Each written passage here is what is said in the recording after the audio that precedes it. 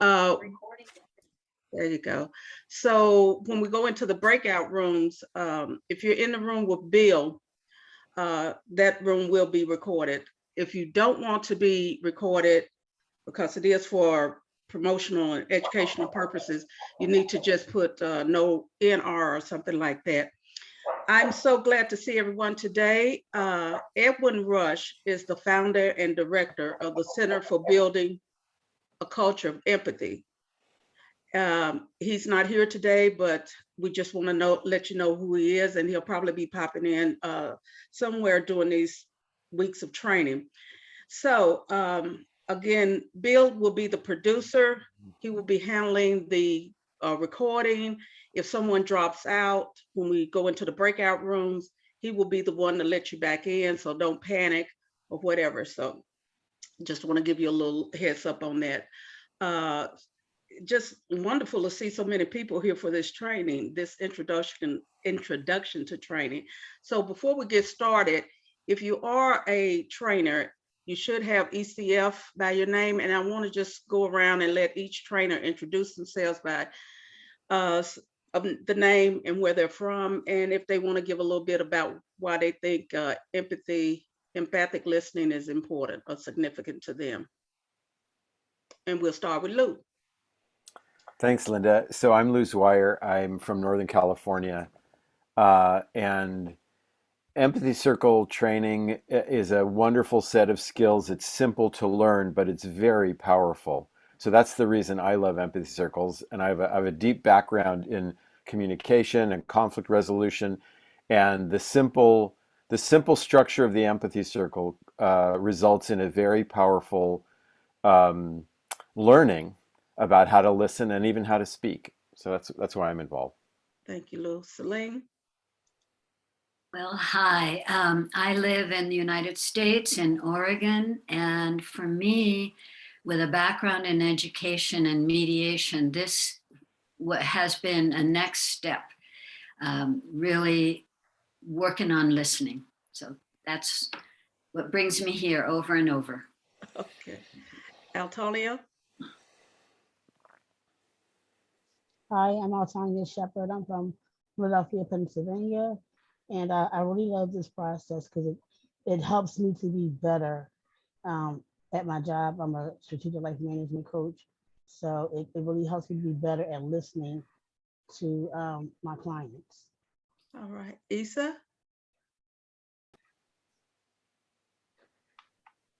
Hello, everyone. My name is Isa I'm from Aruba. It's in the Caribbean. I'm also a facilitator. And I really feel Empathy Circles helps me to be able to connect with myself and be able to connect with others as I deeply listen to them. Thank you.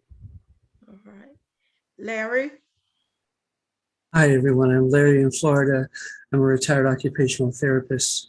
And I was thinking about the values, that we fill out on that little Mentimeter, and how Empathy Circles brings our values into our awareness so that we have an opportunity to enjoy living our values. Thank you. All right. And Bill? Yeah, my name is Bill Filler. I'm a retired special education teacher. I worked with very challenged students, and I realized in my career how important the listening is, and having my students feel heard, which helped them transform themselves from acting out violently to actually acting out verbally, which was a big step. I've been working with Edwin for about 5 years in this, and I just think it's great. And I think that it is transformative. Thanks. Yes. Dwayne? Okay. Hi, my name is Dwayne Hearn. I live in Las Vegas, Nevada in the United States, but I'm originally from Los Angeles. I'm a retired government worker.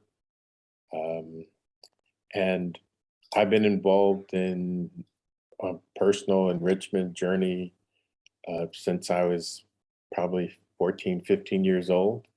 I'm here for purely selfish reasons. I want to learn how to be a better person and contribute positively to the world that I'm living in. And so this program aligns with my personal values. All right. Thank you. Oh, and hello, Katie. Good to see you. All right, great. My name is Linda Bass. I'm from Tennessee. I've lived in Texas for over 30 years, so I guess I'm a Texan. I worked in insurance for an embarrassing number of years. I am retired, thank you, Lord. And now I am a mediator. So I find that this empathic listening has helped me a great deal when I'm conducting mediations, and also in my personal life, actually learning to listen to what is being said. Thank you. So now that you know all of us and you know all of our intimate secrets or whatever we told you, we're going to go around and introduce each participant. So I will just call on you. You have just a minute or so. Just give us your name, where you're from, and why you're taking this training. And we will start with Daniel. And you could, yeah. Me? Hey, Yeah. well, Daniel. I'm Daniel in Chicago. I'm originally from small town Connecticut, and I'm really here for two reasons. Among the various things I do is I facilitate dialogues for a group in Los Angeles. So I'm always looking for new tools, get better at my skills. But I have another reason, is I'm an independent scholar. I've been working for many years on theories of community, and I think will help me enrich some of my scholarly ideas on how to understand society and community better, something that I think is done really poorly in academia. So that's my 1 minute spiel, I guess. Okay, Daniel, thank you. Gabby? Gabrielle? Yeah, I didn't get the name before, so now I'm again. I'm Gabby. I'm from Brazil, but now I'm living in Italy. And I found Edwin's teachings online, and I decided to apply it before participating on the training. And now I'm here to learn much more, and then to spread it over my community and Europe. Yes, thanks. Great. Sayantan, did I say it right? Sayantan? Yeah, you said it perfectly. I am Sayantan. I am from Kolkata, which is a city it's the state capital of the state of West Bengal in eastern India, the tip of the Bay of Bengal Sea. And I've been part of empathy circles for the last 1.5 years. And I have benefited from many others who facilitate, but some of them are not always free on all the weeks. So, and I realize it might be somewhat selfish to always rely on others to facilitate. So I thought I'll try to share the burden with them. So that's why I'm here. All right. Jean? Unmute, yeah.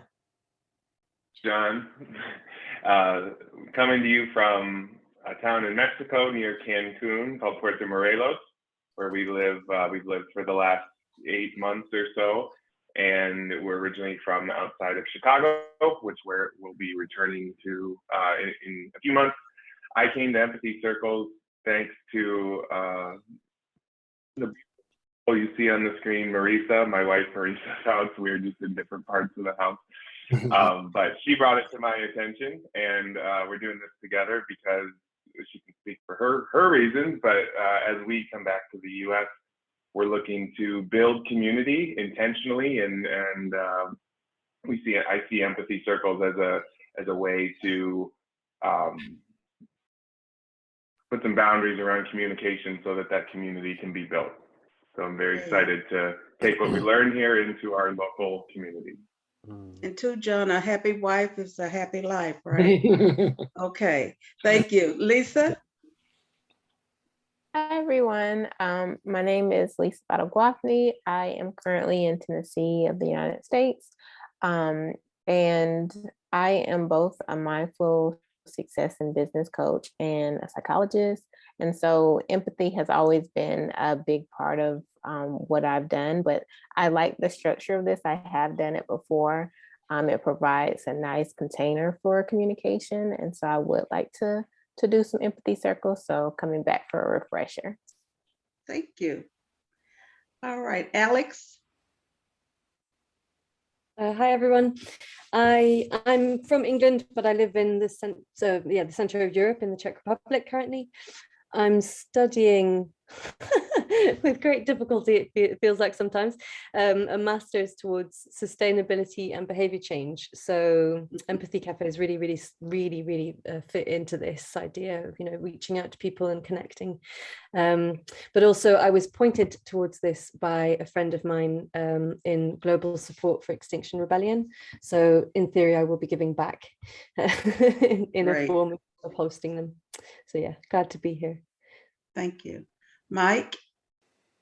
Hi, I'm Mike Zonta. I live in San Francisco, California. And I've been with Empathy Circles for maybe a month or two. And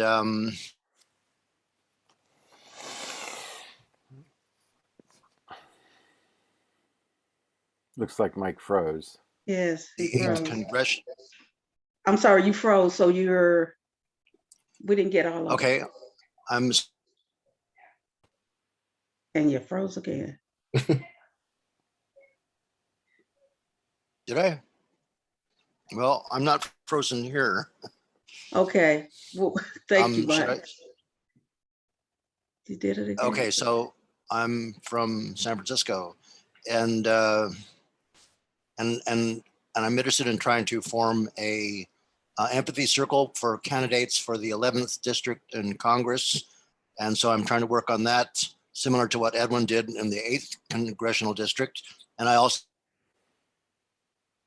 I just find the process really helpful and important to pursue. So I'm interested in pursuing it. Thank you, Mike. And I'm going to mess this name up. So Turiya. You did well. It's Turiya. Turiya. I'm in Ohio, but right now I feel like I'm in this bath of wonderment to be congregated with everyone that I see on my screen. I'm so excited to. I know the power of empathy in my own life. It has literally saved my life. And so in all its iterations, I'm amazed to have found my way here, where I found my exposure to this training. Like others have said, it's so simple and powerful and accessible. So I'm just amazed and very grateful to be here. Thank you, Turiya. Jen? Hi, everybody. I'm Jen Morin. I'm in San Francisco, and I came across Empathy Circles by listening to an interview with Edwin on KPFA, and it just when I heard him speaking about it, it sounded right up my alley. And yeah, empathy. It's just so helpful, I need it for myself. It's a container where I can practice speaking and I can practice listening. And I joined a training about a year ago. So this is my second time taking it. And I really want to bring it into my work and my professional life. So that's why I'm here. Thank you, Jen. And Marley? Yeah, hi everyone, good morning. I'm Marley. Use she, Asia pronouns. I am in Tucson, Arizona in the United States. And I am a mediator, transformative mediator here, and also I work in a small nonprofit that does a lot on community forums and dialogue. And so I do a lot of circles, but I've never seen this particular format of the empathy circle. It's much more accessible and simple than the type of circles we do. Yeah. So I'm really excited to learn about this particular use of circles and the empathy circle, because I think it just could be something that we use in our mediation practice, in our community forums, and all sorts of different ways that I could see it. So that's true. Thank you. Katie? Hi, so I'm Katie, originally from the UK, but have been in Ireland for about 6 months now. I stumbled across empathy circles last week, actually. Gabby, who's on here, and Dwayne were hosting, and they let me know about the training. And yeah, it was such a powerful experience, like others had said. And I thought it could be really useful in my personal life, but also in my professional life as a life coach. So really practicing that empathetic listening. Yeah, I think, yeah, it was just really powerful and a really nice way to connect with people. So yeah, that's why I'm here. Thank you. And Marissa? Hi, I'm Marisa. And as John mentioned, we are from Chicago and currently living in Mexico. I serve at home on a variety of committees and work with organizations around issues of diversity, equity, and inclusion. And so I actually came across empathy circles in a search for training specifically, since we do, like Marley mentioned, we do some restorative justice circles and things like that. And as I was looking for accessible learning around that, I came across Empathy Circle and really appreciated, again, like others have mentioned, the simplicity and accessibility, that it's an open source program that anyone can engage in. So I was really excited about that. And so I do think it will be really useful in both our community building, but also as a couple. We recognize how these skills can be used when we relate to each other and our family, to our children, in-laws, siblings, all of that as well. So we want to bring this in all of the ways that we show up in the world. So thank you so much. Really excited to be here. Great, because we do want to spread this around the world. This is a great way to communicate. And did I miss anyone? Okay, great. I'm going to turn this over to, I think it's Lou. Well, so this is the portion of training where we answer questions. So I just want to say my heart is just bursting listening to all of you, getting a chance to meet you, hear where you're from, and the reasons that you are here. And I'm just so grateful for all of you taking your time to learn this skill or this practice. So I'm just very excited to have this group, and really looking forward to the rest of the training. So I don't think there were any questions actually that got raised in the introductions. And so I'm noticing it's 10:20. So I think we should move on. And I'm not sure who I'm handing it off to. Sure, that's okay. Altonia will do the course purposes and objectives. Thanks, Bill. Sure. So hello again, everyone. So the purpose of this training in the empathy circle practice is to create a culture of empathy. The learning outcomes that we hope you will take away from this training are, that you understand and become familiar with the goals, values, and the core structure of the empathy circle so that you can guide others through the experience. 2, that you deepen your experience and skill of being an empathy circle facilitator. 3, that you become aware of your strengths and learning edges as a facilitator, and to learn to respond to typical challenges that can arise in an empathy circle. Lastly, that you leave this training having established strong bonds, and you will, hopefully, in a sense of community with each other.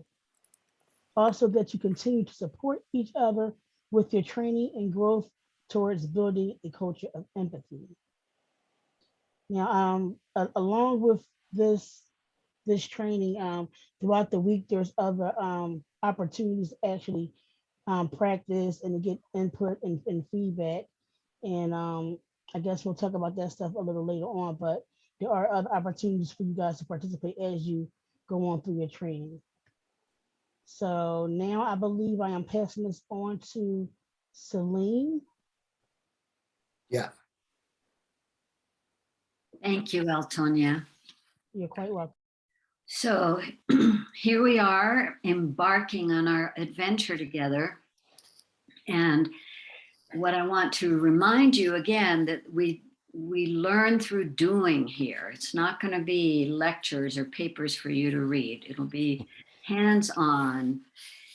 And in this first session today, we focus on the values of the empathy circles, and we'll be telling you more about that. We did the Mentimeter, and in our circles, we'll talk about the values, which are values of equality and mutuality and freedom. And then the second session will be focusing on the introductions, the how-to, and you will be have the opportunity to give the introductions. So after today, you want to practice so that you'll be ready to do that. Then in the third session, we do that again. And as we go on in the third and fourth session, if you want, we can give you little challenges, say, and you determine whether you want them and at what level, so that when you're doing your own circles, you're prepared. If somebody interrupts with something and so on, you'll have a sense of how to handle those kinds of situations. And then in the fifth session, we integrate all the learnings and gather feedback and look ahead to what you're going to be doing with your training. So that's the course arc. And now I'm passing on to, I'm sorry, I don't remember who I'm passing on to. Me, Bill. Bill. Okay. So we just talked about a few of the core values and principles. Again, you may, share some. This is a work in progress. But the purpose is that the Empathy Circle practice is a wonderful tool, but it is a tool. And in order for it to be effective, you need to know when and where to use it and how to use it. And we hope that these values will guide you in the employing this tool. So the first one is empathy, and we define empathy. Empathy is at the core of culture of empathy, and most basically it means sensing and feeling into the experience of others. Significantly, it doesn't necessarily mean agreeing, but trying to understand and to empathize, to be self-redundant. Self-empathy also is important, and that's sensing and feeling into one's own experience. So you're really kind of being mindful, for another way to say it. Mutuality. Many times people say, yeah, I'm really empathic, but I'm always listening. But in this circle, we want to make sure that everybody has a chance to be heard and everybody listens. Also, openness. The more open you can be, obviously, you don't have to share things that you don't want to share. But in other words, the more open and honest you can be, the more powerful the circle is. And care. Having a sense of what is necessary for the health, welfare, and well-being of oneself and others, just trying to keep that in the background. And again, this is not an exhaustive list. And I'll pass it on to Larry, who will talk about your participant values. Larry? Hi, everyone. I'm going to share a screen with what we call the course outline, and I'm posting a link to that. It might be good to have that link available, not right now, but in the future, in the next 5 sessions. So I'm going to share this screen with you. This is the introduction. This is what we're doing today. We have the welcome, the participant intros, talk about the trainings, a little bit of Q&A, questions and answers, and how to Empathy Circle. We'll talk about that. You're probably already familiar with how to Empathy Circle.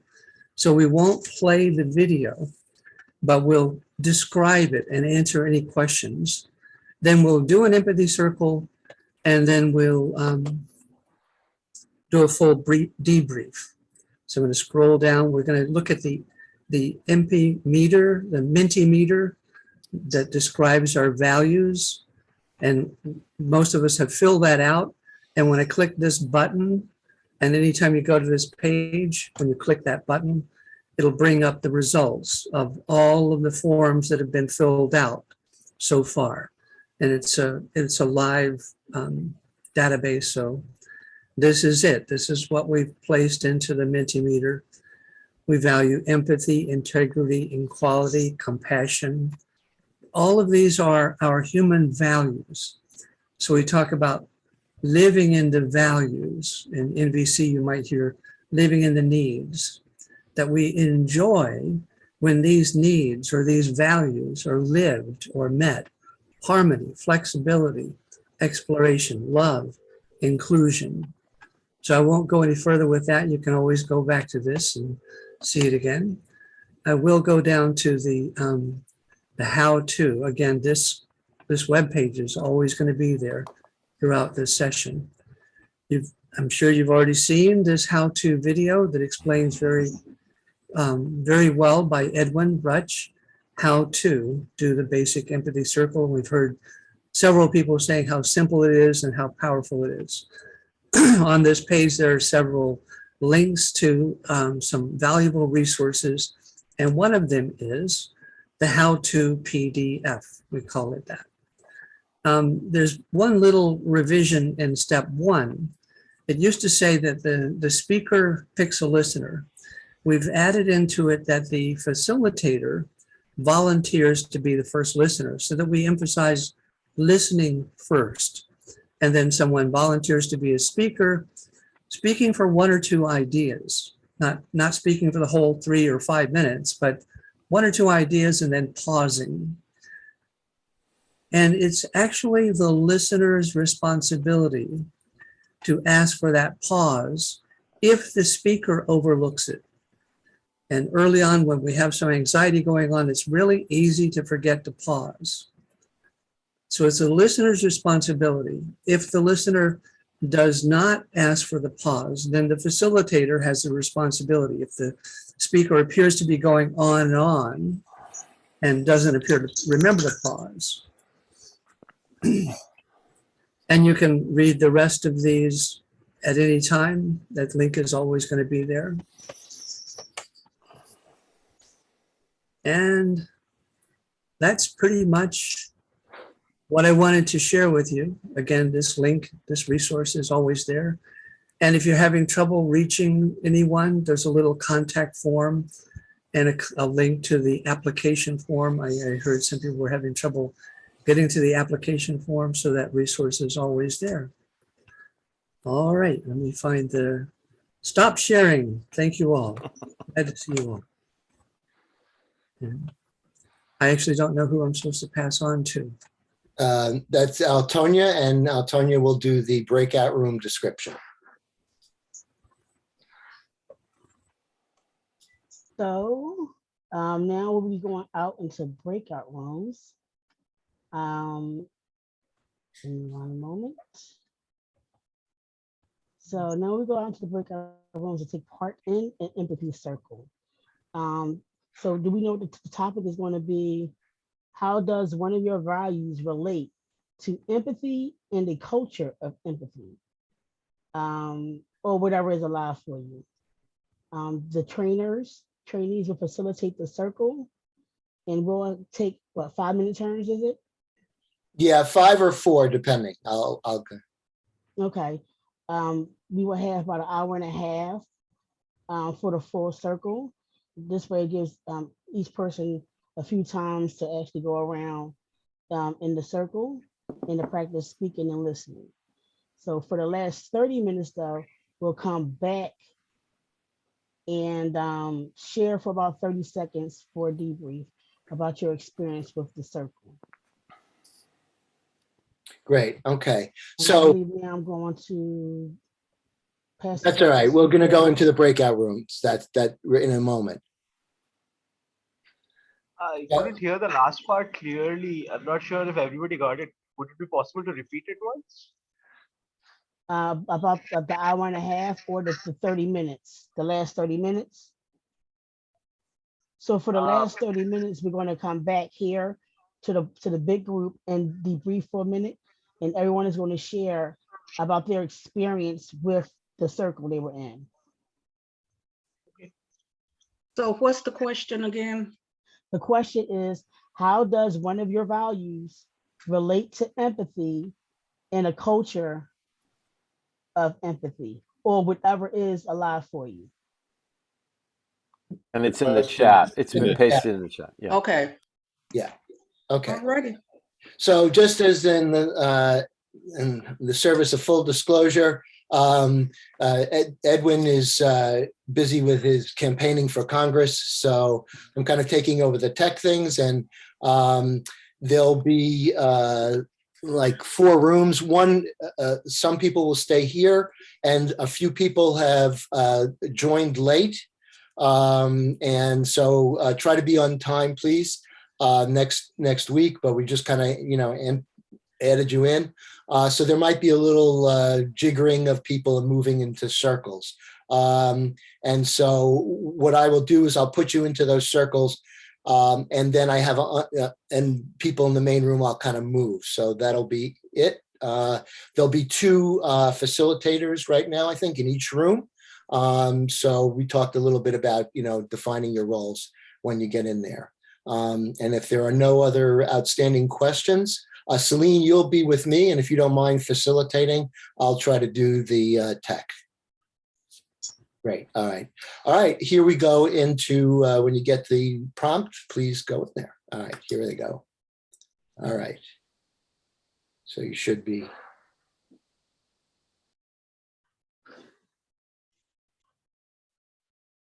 All right. And I'm going to put 1, 2, 3. Okay. And Sally. Okay. All right. That should do it. Okay. Sally, are you there? Yeah, I can help out if. Okay. Put your video on. Okay, but my hair is. That's okay. Here, I'll mess up my hair in solidarity. Thank you, Sally. Okay, and I'll turn it over to Celine. And Celine, I don't know, what do you think? 5 or 4 minutes with this group? Shorter, I think, is Shorter. better. We have a pretty big group here. Yeah, right. Okay. All right. So 4-minute turns then. Okay. Well, wonderful. I'm really happy to be here with you all. You've been receiving or wishing you had received emails from me. And so this is very special for me to actually see you instead of being names on a list. So what we're going to do today is an empathy circle and talk about the values, as it said in the prompt, how our values and the values of a culture of empathy and the empathy circles coincide together, or whatever is alive for you in the moment. And that's one of the values of the empathy circles that I want to stress, which is of freedom, the freedom to be who we really are in this moment. So here's how it works. You've seen and been part of the circles. As facilitator, I am the first listener. And I also am responsible to monitor that the structure of the circle is intact, which it normally stays intact without any problems. However, that is essential. And it's what, for me, the way I see it is what it creates safety, because we have this regular thing that we do and we don't deviate from that. The listener listens and reflects back, does not judge, does not ask questions, does not give advice. And the goal is for the speaker to feel fully heard, or as close to that as possible.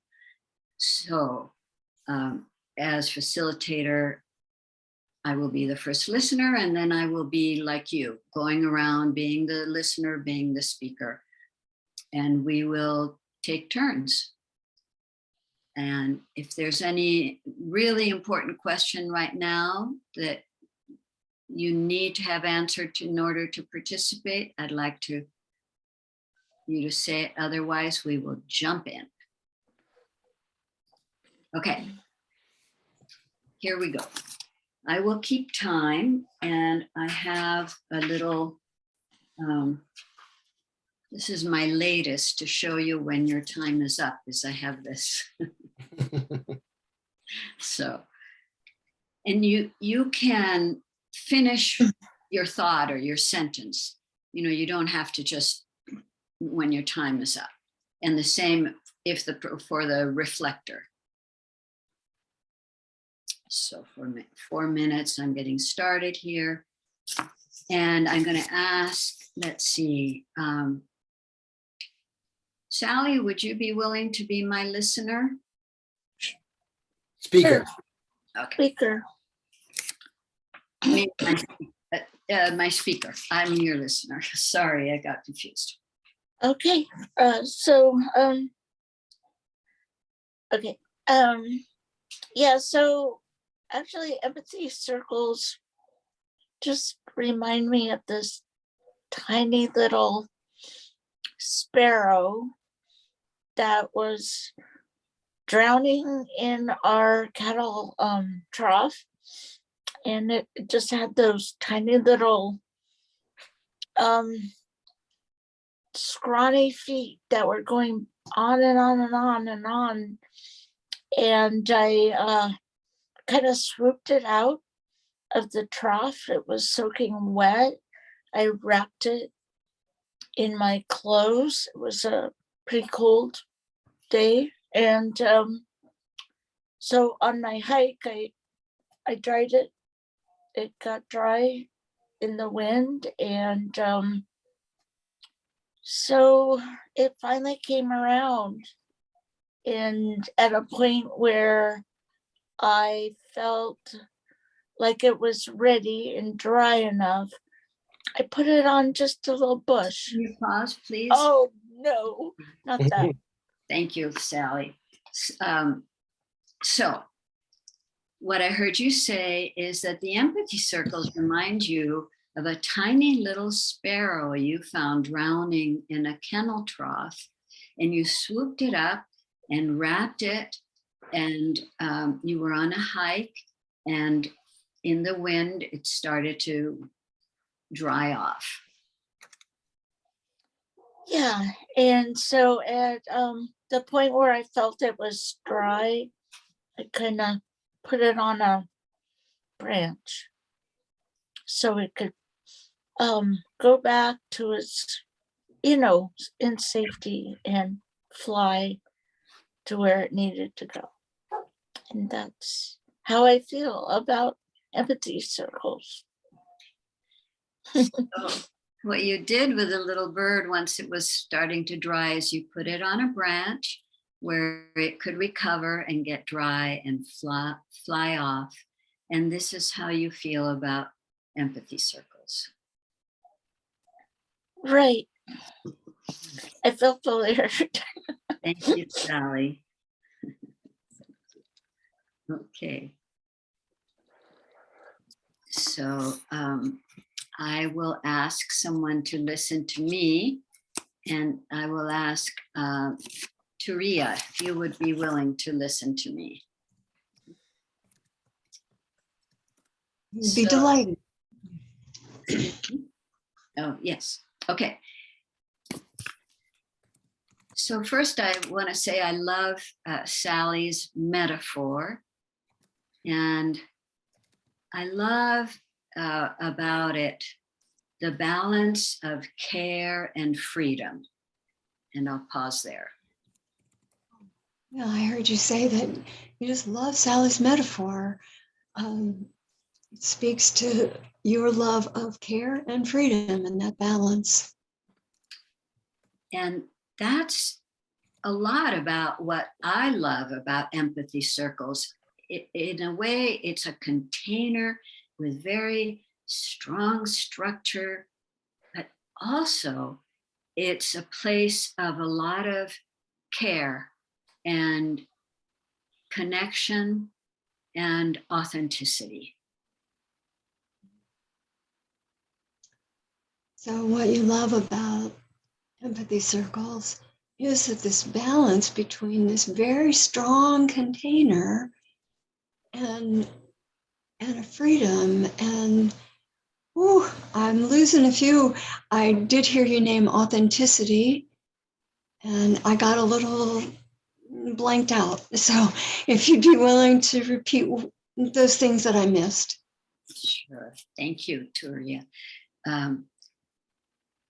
Well, I want to say a little more about authenticity, which for me is very important in my life. It represents connection, and it represents safety.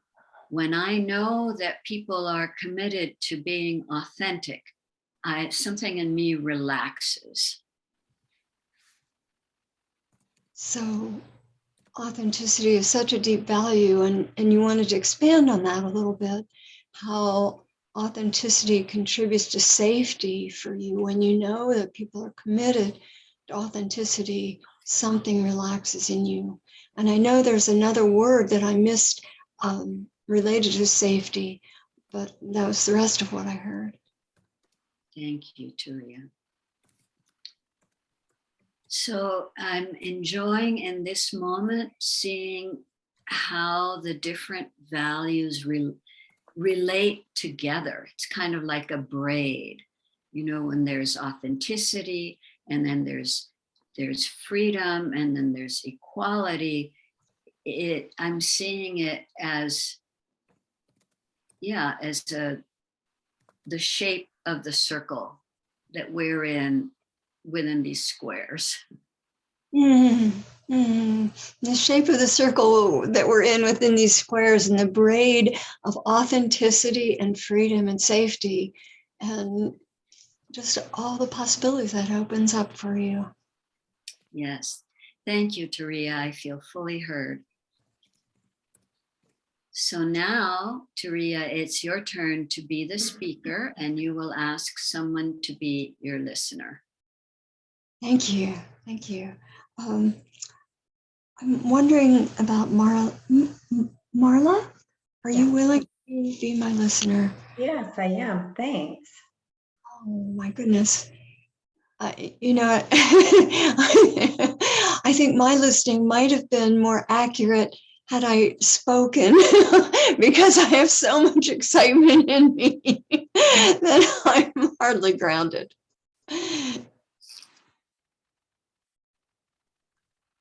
So if you'd be willing to reflect that piece. Oh, hey, I see you have so much excitement in you. You're barely grounded, and it's just like, I'm guessing, you know, pretty exciting just to be here now. Yeah, thank you. I'm very grateful for an opportunity to put all this energy into words and be heard. I have, there's a few streams going on in me, and one is I noticed that there's a reaction in me, like, can I really be here with people who are expressing these kind of values? Can I really trust that this is real?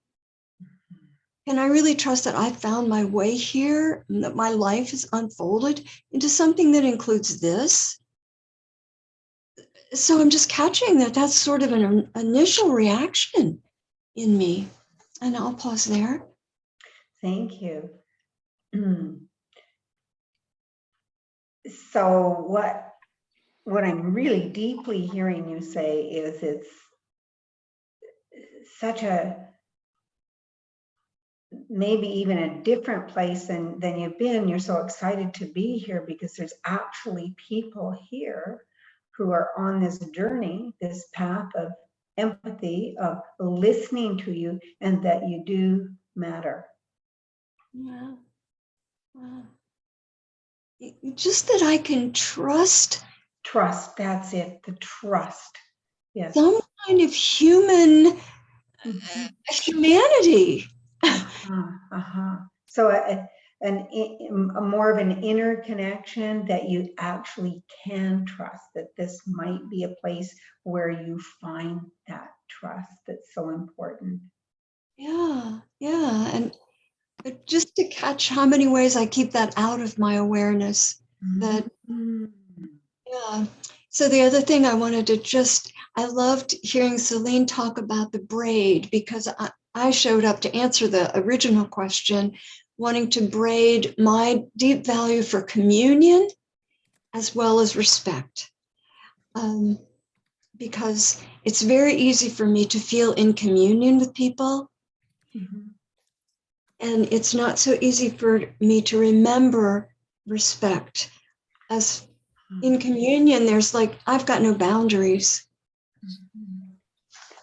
Thank you. And so when you had heard Celine talk about the braid, it really resonated with you around the connection with people. And I forget the other word, I'm sorry. And maybe you could say a bit more there. I'm sorry, I'm a bit stuck. The communion is the word. Communion. And the other word? Respect. Respect, right. And so just trying to find your way through that. And it really meant a lot to you when you heard Celine speak about the braid.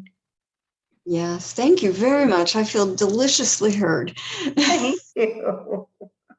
I really like the pause in this time.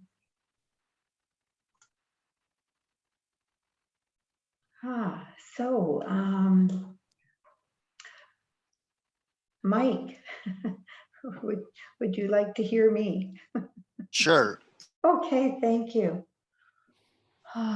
Well, I'm really resonating with the some of the values that have already been mentioned about freedom, authenticity, and connection. Those are probably the three in my world that mean the most. Also, very much high on the list for me is to matter. That not only I matter, but everyone else around me matters. Everyone here in this room matters. And Okay. If I can feedback to you.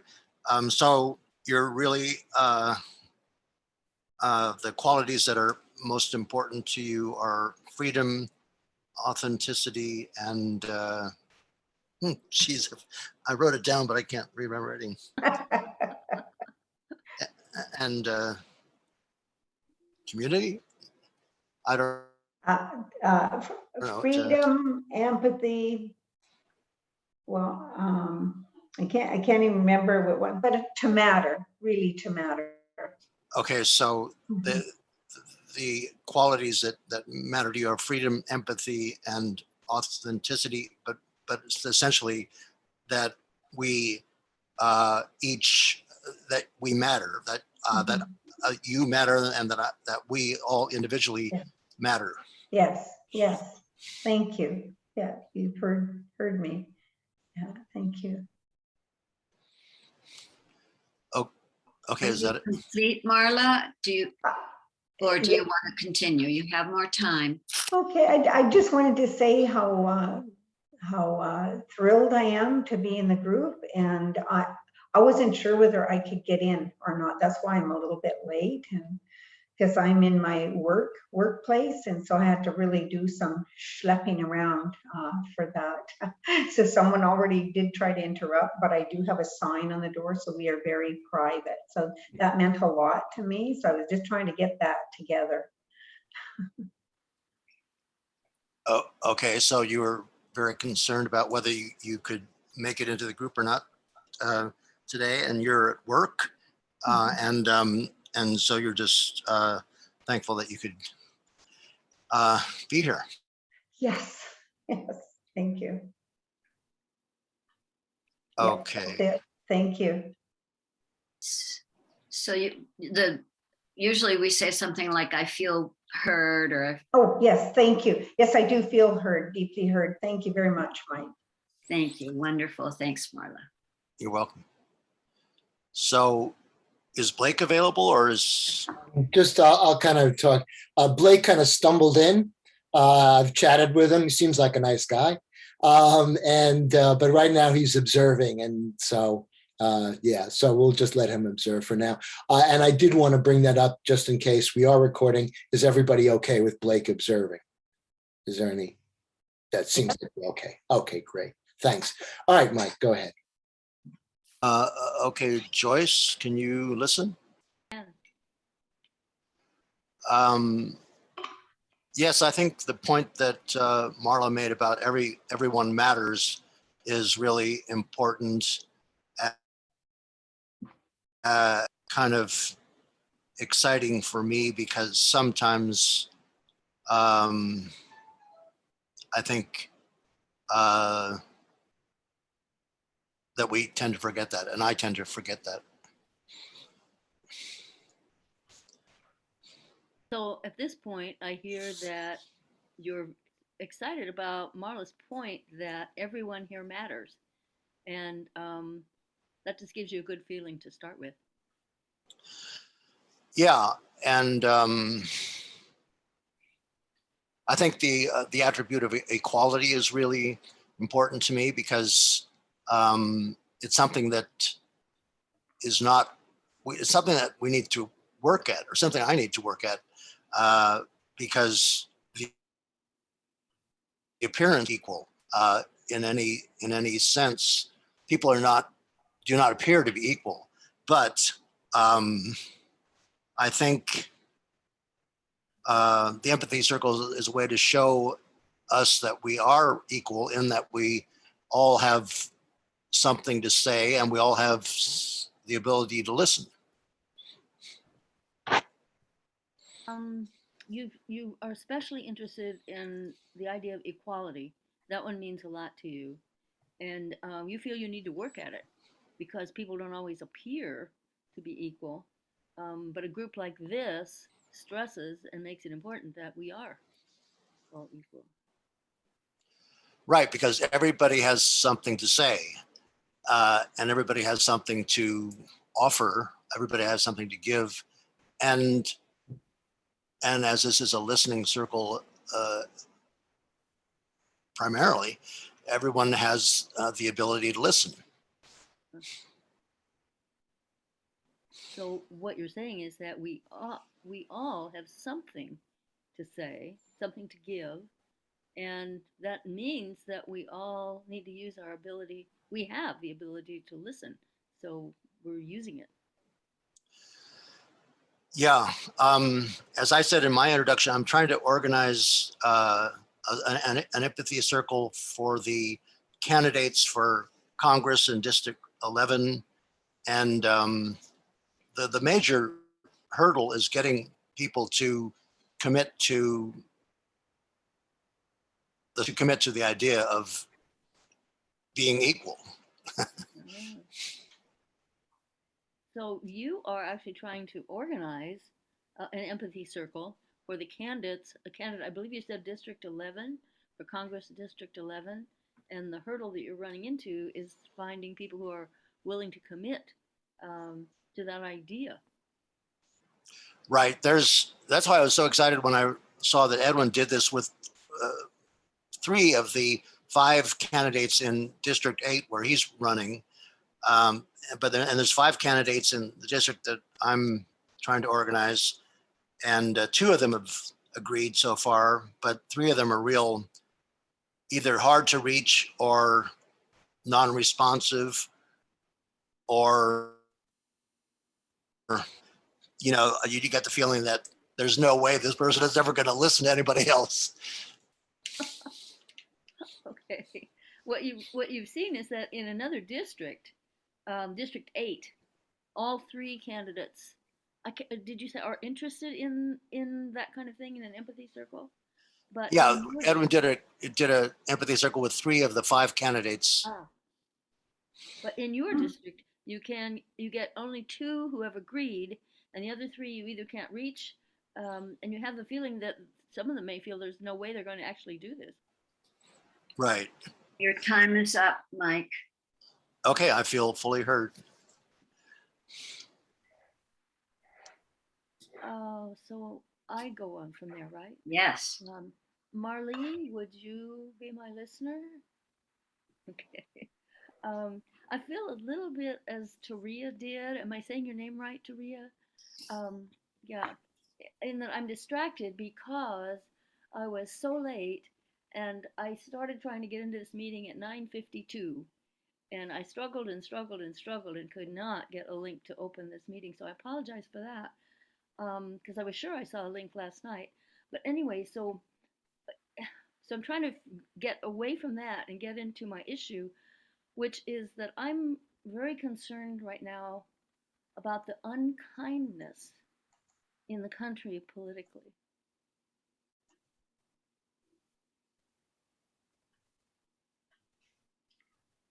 We can't hear you, Marley. Wait, Marley. Yeah, can you hear me now?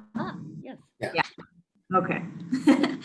So what I heard you say, Joyce, that I think you said you're coming in a little distracted because you were late, and that there was, it sounds like a bit of a, starting early, really trying to be here on time, but just not being able to find that Zoom link.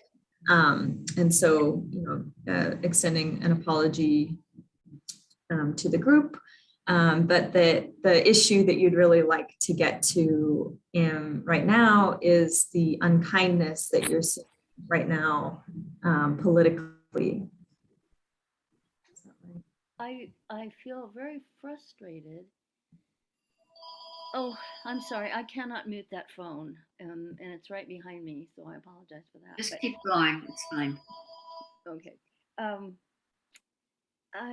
One of my causes for about the last 6 years has been immigrants, and I've traveled to the Mexican border and worked with organization down there, and I watched the anger and the name calling, and I just find it very frustrating. And my value that I'm trying to relay here is compassion, but I'm having a hard time finding compassion for the people in the country who are willing to, I don't know, maybe the word punish. I'm not sure what the word is there. People for who they are.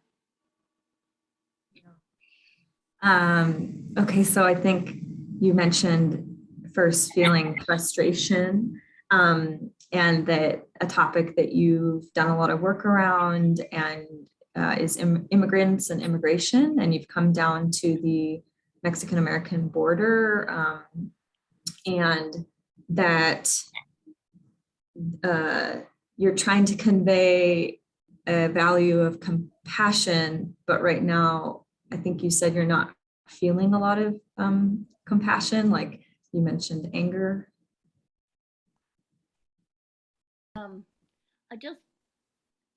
Maybe that's why I'm so interested in this group, because I would like to see empathy coming from both sides rather than anger and name calling, and also fear. There's a lot of fear coming from both sides. Yeah, so you'd like to see empathy coming from both sides, and that you also see a lot of fear coming from both sides. And I feel the fear. I feel fear for what the side that I'm not on, what they want to bring into the country right now, and the lack of compassion in some of those things that they would like to do. So, so you're feeling that fear personally as well of the other side and what they might do and bring into the country. And I think I'm missing maybe the last part you said there, Joyce. Sorry. That's pretty much what I said. Thank you. I feel fully heard. Thank you. I want to remind us all that Bill is also part of the circle, and Sally, even though we don't see her face. So anyway, carry on. It's your turn to be the speaker, Marley. Sally, if you would be willing to be my listener. Okay. I think there's a lot of other people, but sure. Are you sure? Okay. Okay. So yeah, I'm feeling a lot of appreciation just hearing other people and being in this particular format. I think one thing as a transformative mediator that comes up for me that I think is really powerful in circles and mediation generally is the value of autonomy. And what I mean by that is kind of how each person has their own experience that they can bring to a situation. And when we're able to bring out those experiences and share authentically how so like people's own solutions, or you can solve kind of your own problems, or it can feel healing for yourself and for others. Okay, so the experience within the empathy circle draws out this autonomy where you're able to, without judgment, experience what you need and learn about what it is you need to explore as an individual. And you appreciate the group and the safety it provides to do that.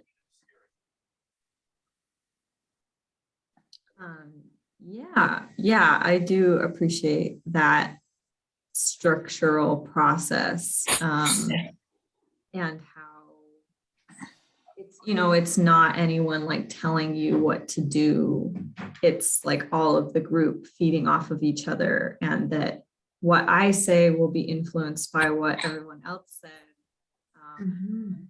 Likewise. And so there just feels like this very great piece of, I mean, I think the value that you all called it earlier is the mutuality of all of this, that when we're in a conversation like this, it feels like there is no right answer. And that we're all Your volume goes in and out, Marley.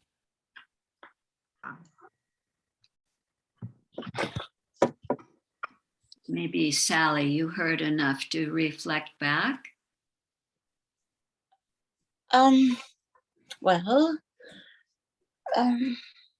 that we're feeding off of one another rather than maybe in like a other possibly confrontational style communication, and there's a level of safety where you can say something without it interfering with your own sense of need. And I lost half of it, so I turned my volume up. Yeah, sorry, I can lean in and kind of speak louder. Is this better? It's in and out, but yeah. just, yeah, you're gonna have to kind of talk about it. Maybe- does this work? Yeah. Change my microphone settings, so maybe that will be better. Yeah. Anyways, I'm kind of losing my train of thought So, because of and your time is up for this turn, Marley, maybe. Oh. Another. Well, can I just say that I'd like to hear what she has to say and maybe pause so she can gather her thoughts? Because I really don't need to. She can take another half turn or something. Or it's Well, up to how about I think we have time for everybody to have enough turns. Okay. Would that be okay? And Marley can have another turn. Are you all right with that, Marley? Yeah. Okay. I'd like to keep the flow, Sally. So. All right. Yeah, I've been trying to explore how the empathy circle is gonna grow, and I think it is catching. So And Sally, did you pick your listener? Oh, I did that. Okay, Bill. Hey, listening. All right. Okay, so I'm putting a lot of thought into how to make the empathy circle concept grow, and that I think it's essential. And there's a lot of, well, the left and the right are just getting more and more unable to communicate, and there's lawsuits and lots of anger that's unnecessary. So you're wanting to make the empathy circle, this sort of dialogue, grow, and you contrast that with the political dialogue, much as Joyce talked about the left and the right politically in this country being unwilling to talk and listen to each other.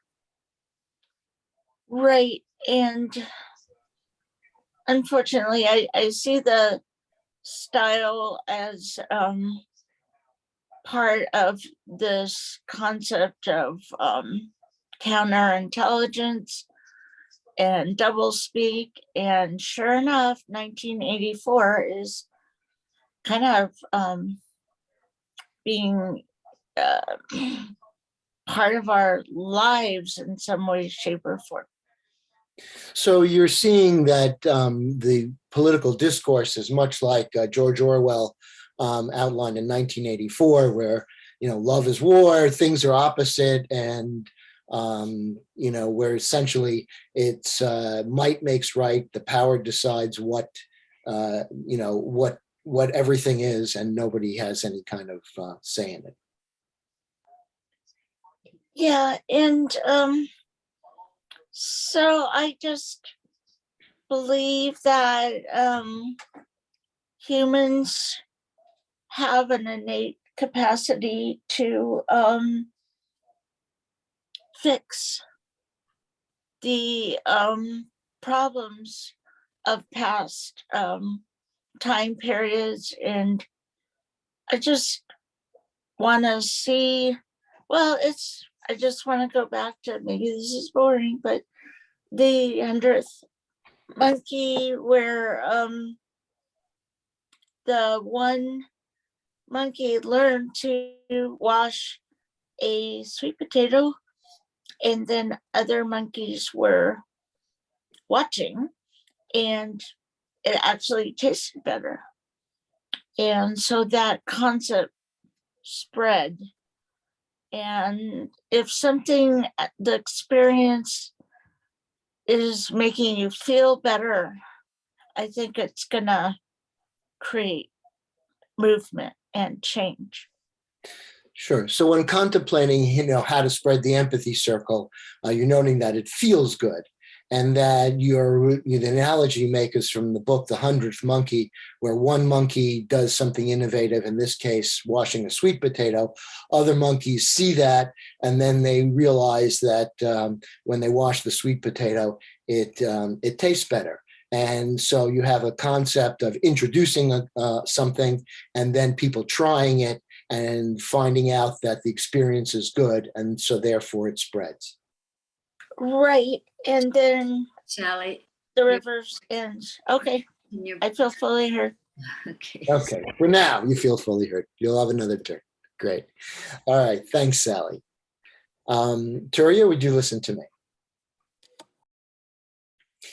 So let's see. So for me, that always comes up when the values we talk about, the value that comes up for me in these circles is care. I'll stop there. For you, whenever the issue of values comes up, it's very evident to you that care comes to the top for you. Yeah, and I like the other values too. And so, but care is very broad. And when I find in facilitation or, there's a gray area at some point, I try to go and root myself in care and express that. I'll stop there. Yes, so you're fully aware and appreciate the whole scope of values, but this care thing you return to, again, in a situation where things become a little gray, then you have that anchor, you have that root in care. You can always return there. Right. And one of the things that I learned as a special education teacher, I worked with kids in extreme crisis, suicidal kids and kids in danger of going to prison or being removed from their family. And some of them had done really horrendous things. And so, and I know that people are seeing horrendous things in the world today. I'll stop there. So, in your experience as a special ed teacher, you encountered some really intense, catastrophic kind of things: suicide, prison, taken from their homes. And so I apologize. I think I got taken with that. And so I didn't get the next piece. If you'd be willing to help me with that. Just that the world events, especially like in Ukraine and stuff, kind of reinforce that this dystopian view. The world events as we get to see them, Ukraine, etc., they reinforce that dystopian view. Right. And so then people say, well, are we just simply irredeemable as a species and or not? And what I learned in special education was that, and this is my theory, is that people act out in horrible ways, not because that's their nature, but because inherently we're actually conditioned for, by evolution and everything, for communication and community and support. And so we don't realize that that's our assumption. It's in our cells. Your cells are communicating and cooperating with each other right now. And if they didn't, you'd die. And so when that doesn't happen, then we're very upset. And that's why people act out, because they experience a lack of empathy and they know it should be there. Sorry, that's pretty long. Well, I started with the question, are we irredeemable as a species? And no, you have a different sense of that in every human being, in every human cell, there are longings, biological urges for connection and safety and community. And when these urges are thwarted, when they're not there, when there's that scarcity, then that's what causes people to act out in these ways that are so, so painful. Right. And I think that this practice is an excellent way to reconnect people with that, that community and that sense. And that is what I think, in my opinion, is the transformative, whatever energy of the circle. Mm, And I feel heard. Thank you. thank you so much. I'm really touched. Yes. Let's see. I think that means that I become the speaker and I choose the listener. Is that right? Okay.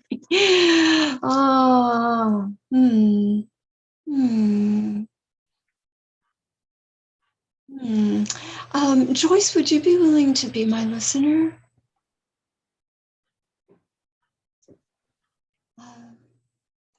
Well, I just found myself so touched hearing others both expressing and reflecting.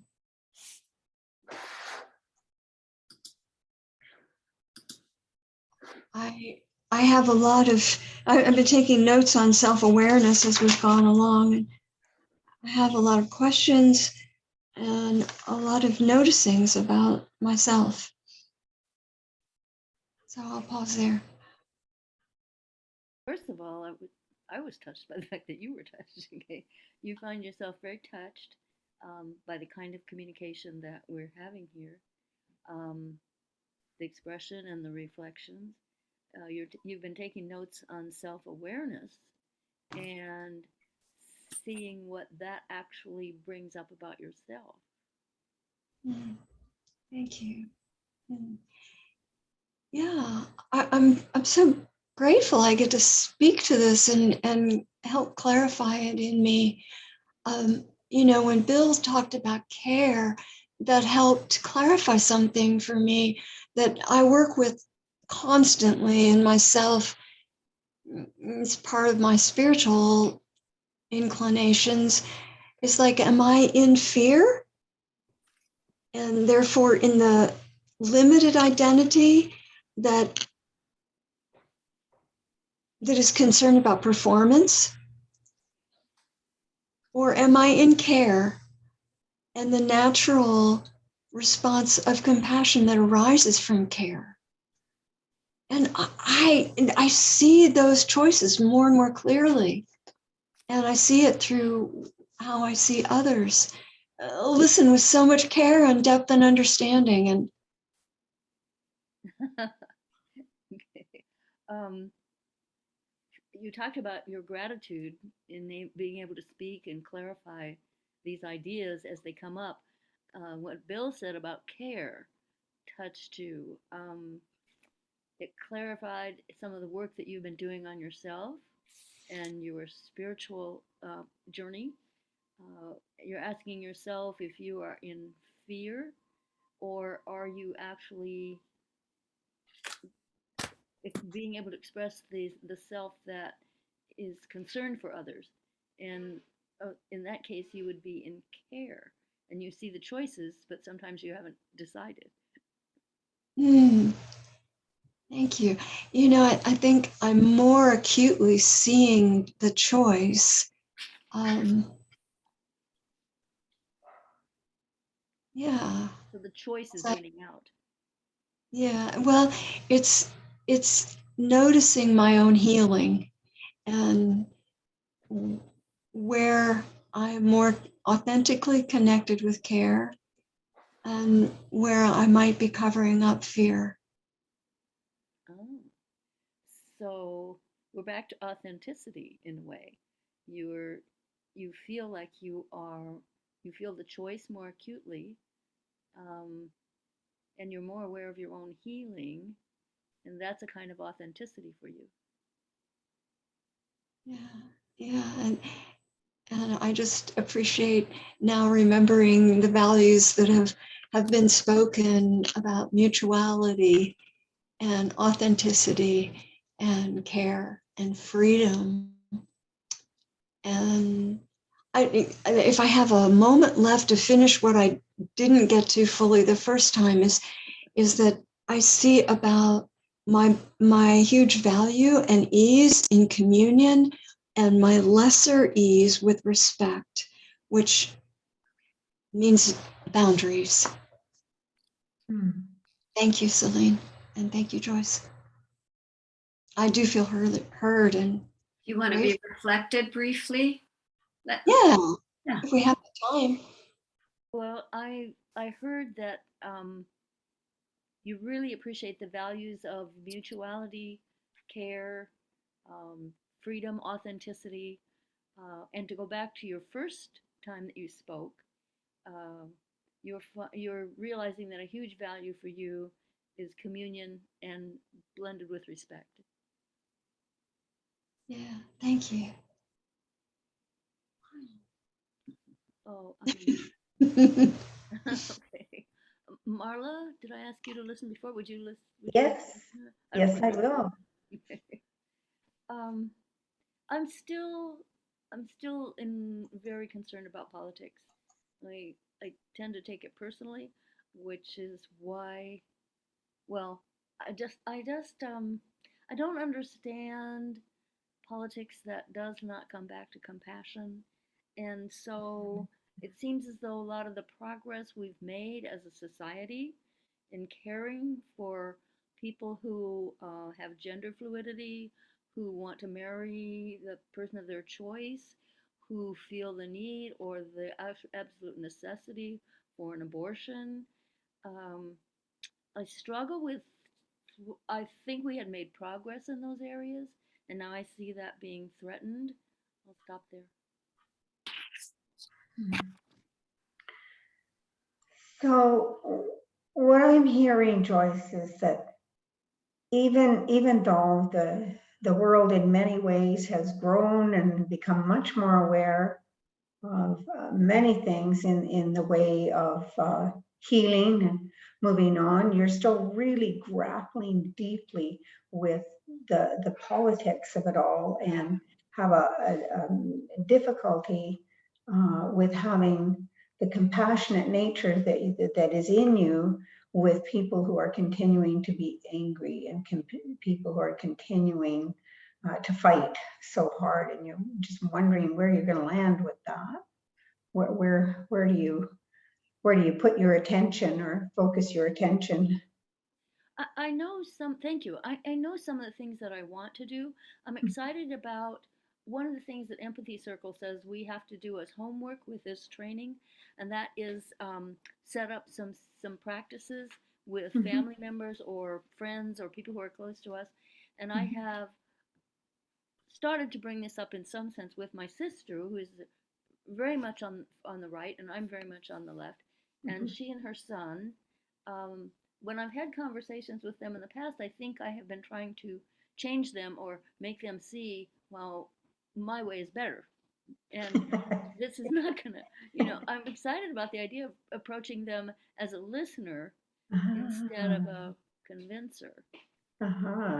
So it sounds like you're beginning to have a lot more awareness and insight into yourself, and that possibly by doing these empathy circles and practicing, you've reached out to your sister and her son, and just going to really pay attention to noticing how you're coming across, and that you would like to have more understanding, compassion, and listening. And you're already on that road, is what I'm hearing. Thank you. I would like to open doors for them, not close them. Yes, yeah, Another that's certainly. conversation closes them. Yeah, yeah. So you'd like to be the conduit in opening. Yeah. And that comes back to compassion again. Yes. Compassion for the people I'm interacting with. I'm just going to mention two books that have influenced me greatly just recently. One is The New Jim Crow, which points out how we are using prisons to profile people racially and get them out of the way, get them off to the side. And the other was The Death and Life of Ada Hernandez, which followed the true story of an immigrant from Agua Prietas in Mexico, and the lack of compassion that I see in the way we treat others. I still struggle with that, and so I want to be an instrument of compassion. So you're really stimulated by the last two things you just mentioned, and really want to live your world in a place of compassion, leading with compassion. Thank you. I feel fully heard. Thank you.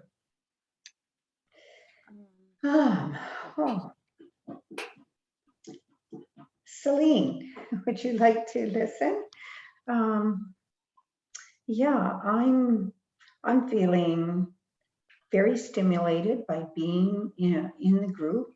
It is it is actually what I envisioned, and I'm very happy to be here.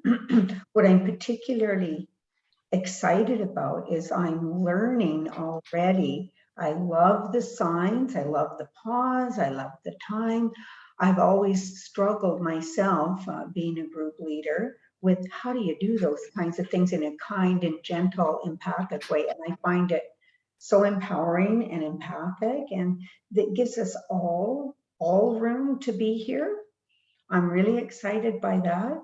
But I too am struggling a little bit like what Joyce is talking about with, I'm in a new place. I have been attempting to create a circle, any kind of circle, just people coming together. And I've known about empathy circles for a while. Thank you. You're on mute, Selena. You're on mute. Celine, you're muted. You're mute. Oh, Lordy, sorry. I might learn sometime, but maybe not. So you're very stimulated. You've already been learning what you'd envisioned, and you are enjoying how the process, the mechanics of the circle that you find is being done in a kind, gentle way. And that's what you want for the circles that you are leading. Yes, yeah, definitely. I also am struggling these days with finding compassion, with I guess it's like, it's my sense, and I'll own my judgment about it. It's like when I have a sense that people are telling me what to do, or that I should do it differently, or that, Marla, have you thought of this? Because I've got a fairly large, situation going on with my husband, who's very ill. So people are really wanting to, I guess they're wanting to help, and I keep trying to find my compassion. So I heard you talking about how to put this in place in your life, and that you're struggling sometimes to find compassion when people give you suggestions and advice that maybe you haven't asked for, and you know they're trying to be kind, and it's difficult. Oh, thank you. Yes, I feel completely hurt. That's exactly it. Thank you. Thank you. Okay. Marley, would you be my listener, please?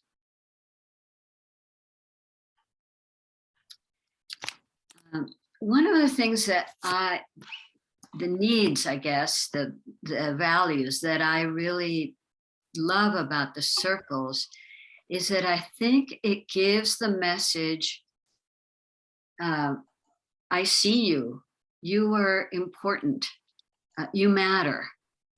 And it's crazy, but it's a message that it seems to be lacking a lot of the time between people. I'll pause there. All right. I hope you all can hear me. So one of the things that feels important to you about the circle is this feeling of being seen in the circle, that the circle sees you, and that it gives the feeling that someone matters. Yeah.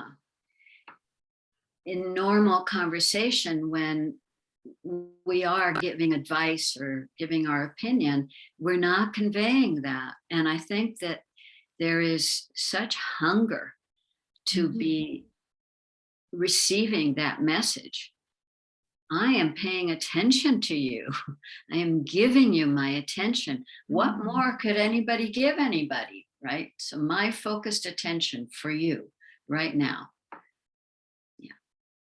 Yeah, so it feels like in normal conversation, we don't convey this feeling of someone else mattering, and that attention and being able to give someone our attention sounds very important to you. You know, what else can we possibly give than our attention and showing that someone matters?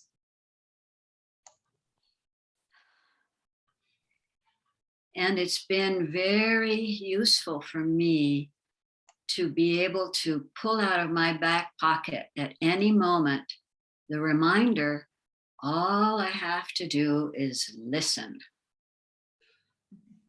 It's been very helpful to you.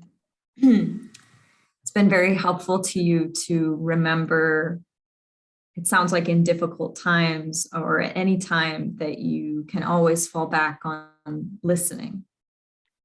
Yes, and so when I have the impulse to say, well, wait a minute, didn't you read that editorial or something like that? Instead, I can just listen. Yeah, so when you have the impulse to say, like, didn't you read this, or to comment in your own way, to instead fall back on the listening. Yes. Thank you, Marley. I feel fully heard.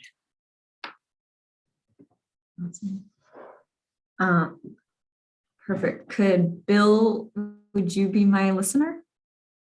Sure, I'd be happy to.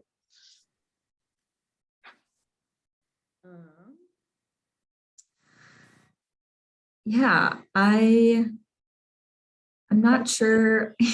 There's not a lot coming to my mind right now in terms of what to add to the conversation. I'm really enjoying listening. And just, I guess, what Celine was just talking about with falling back on listening, like, that makes me think of a lot of my mediation intakes involve a lot of listening. I'll pause there. Yeah, so you were kind of thinking that there wasn't a lot that you had immediately to say, but that you're enjoying listening. And then this relates to your mediation intakes where, you know, listening is such a vital part. Yeah, we always, like at my work, it's kind of this thing where if you can't really be heard until the other person feels listened to. And so the most important thing when you're approaching someone with their conflict is to help them feel heard first. And it's only then that I can go on to explain, like, mediation and all about it. So I'll stop there.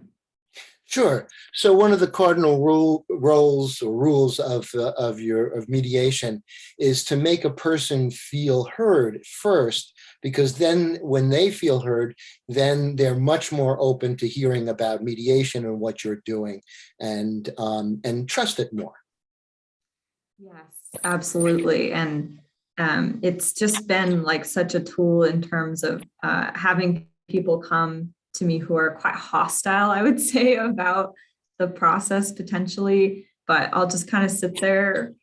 It could take an hour, it could take an hour and a half, but as long as you keep listening, by the end of the conversation, someone will generally say, "Wow, well, that felt good." Right. So you will listen as long as it takes, and this is sort of like to let a person kind of vent and do whatever they need to do.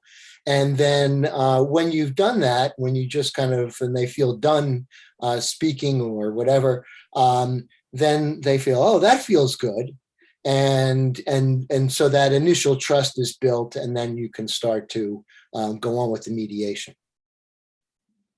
And I think the other thing that feels important about this is that it's less stressful for me because I don't have to feel like I have the answer. Like, if I can just listen, isn't that easier? Mm-hmm.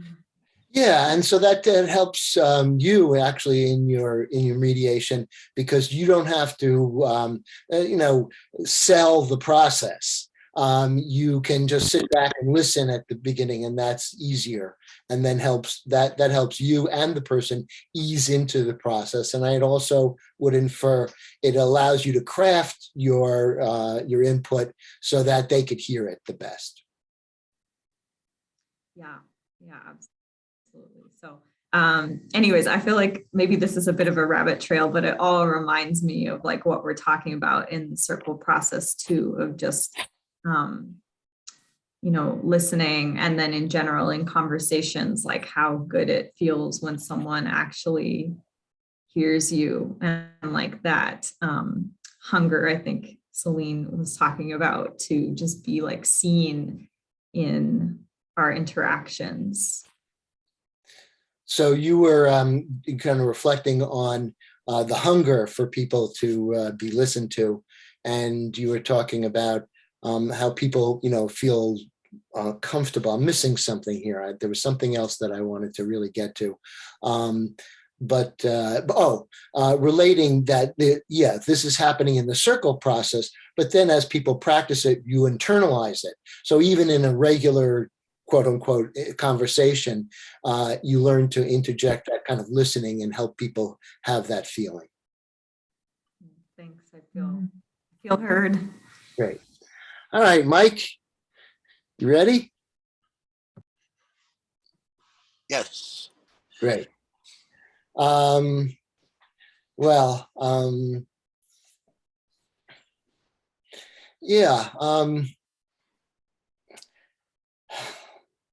Taking a few minutes to just kind of process. Well, I'll talk a little bit about facilitation. I feel that everybody here is really compassionate and probably not much nicer people than I am. So I'll stop there. Okay, so you want to talk a little bit about facilitation. You feel everybody here is very compassionate, maybe much more so than you are. And that's it. Yeah, that's fine. And one of the things that I learned, and one of the hopeful learnings that people get, is the art of facilitation. I'll stop there. So one of the hopeful things you're learning is the art of facilitation. Yeah, that I hope that other people take away, and I hope that I practice as well, is the art. And what that means to me in this particular context is balancing people feeling heard with everybody being heard. I'll stop there. So what the art of facilitation means is the feeling of everybody having that feeling of being heard. Right. And that's where the values, I think, are so important, because there's something, by the way, I think Celine is doing is a great role model for that in this facilitation. And I really appreciate her. She's making me feel a lot more comfortable. I'll stop there.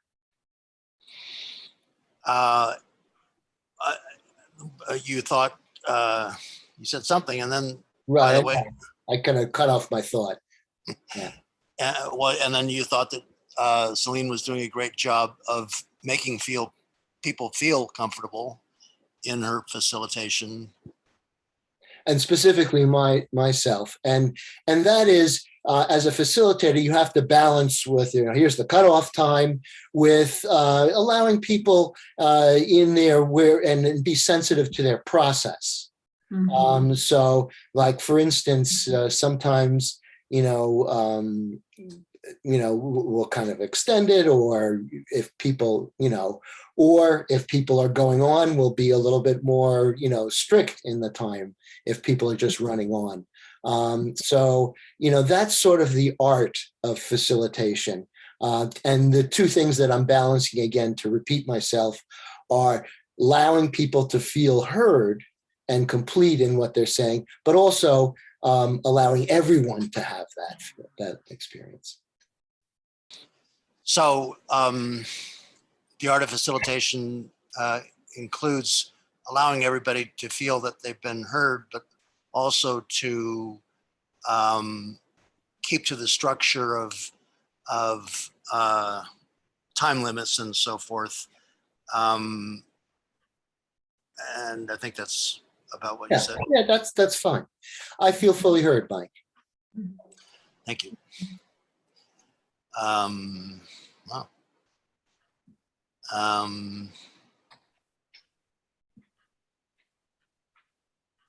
So I pick a listener now, right? And Celine, are you part of this? Yes, yes, and yes. You pick a listener, and I am part of this. Okay, let me pick you to be the listener, if I may. Okay.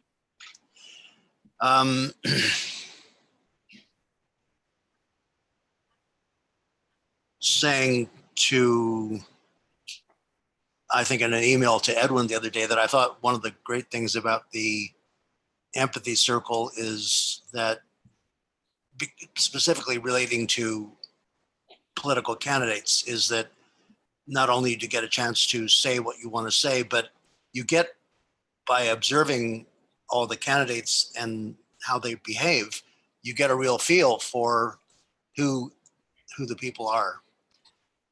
So you emailed Edwin recently, and you were making a comment that the Empathy Circles not only gives you a chance to say what you want to say, but you get to see the other candidates, and you know, it gives you an idea of what they have to say and how they'll say it, or and how if they can listen. Maybe. Right, because you know, especially with the video, body language is important, and if somebody looks bored, which is actually what happened in one of the cases, you can tell that they're not really into the process. And or if somebody else is, you know, willing to play the game, because this actually is a game. I mean, it has rules and like a game, but it's also fun like a game. So you can tell if somebody's ready to play by the rules, let's put it that way. So yeah, especially on Zoom, you can be observing and seeing if people look engaged or if they've kind of checked out and look bored, and then distinguish is who is willing to play the game, as you say, and who's in their own world and not connecting. Right, and specifically play the game by the rules, because that's in athletics, you know, I'm thinking basketball at the moment, you know, there are real rules that you can't travel, or you can't, the ball has to be within the boundaries and all this kind of stuff. So we have rules that, you know, you speak and then you pause and you feed back to the other person and that kind of thing. And some people are just not interested in playing by the rules. So the other piece that you can tell about candidates when they're in a circle is, are they willing to play by the rules? And the circles have certain rules. And you mentioned basketball has very definite rules, and you're not allowed to break them. So it tells you something about people, if they're willing to learn the rules and apply them, or if they're in their own world. Yeah.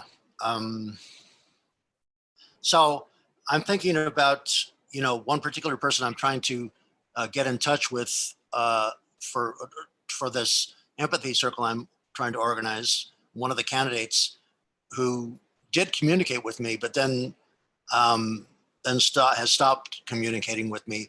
And I've gone to his website, and there's a few things that are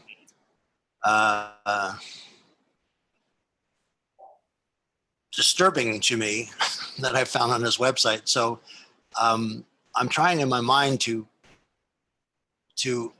empathize with him and to find out what it is he really. You can finish. Yeah, what it is he really would like to be. What it is he'd like to be heard, if you know what I mean. I think I know what you're saying. So I'll give it a try. So there's one person in particular you've been trying to get in touch with. It's a candidate, and he or she has stopped communicating with you, and you went to their website, and there's some things that are disturbing in your opinion, and you would like to have more information. And then your turn finished. And I know that, you know, the idea of empathy circles is that everybody wants to be heard. And I'm just trying to figure out what it is that he wants to be heard. Okay, so you want to figure out what it is that this candidate, how they want to be heard, about what they want to be heard. Yeah. But your turn is complete. Okay, I feel heard. Thank you, Mike. How are we doing for time, Bill? Are we? We have about 13 minutes left. I'm going to give a 10-minute warning in 3 minutes. Okay, great. Thank you. Let's see. Joyce, would you listen to me, please?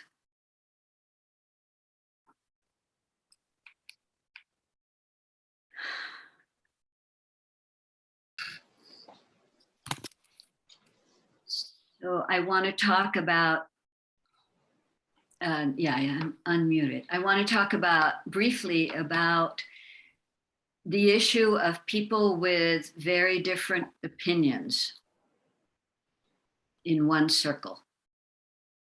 So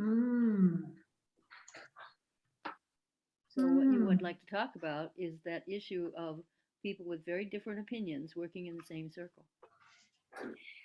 And early on, I did a circle of women for women, and women who are part of the regional, let's say, women's community, meaning that they all know each other a little bit at least.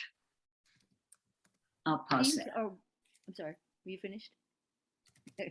These are women who are part of the same region and therefore know each other at least a little bit. Yes. And it was known that one woman in particular had become, I've never used this word, but I read it, radicalized. She was speaking about things that QAnon espouses, I guess. Okay, it was known that one of the women in the group had become, and you weren't familiar with the term before, but had become quote unquote radicalized. And that to you and perhaps to the whole group meant that she was involved in and repeating,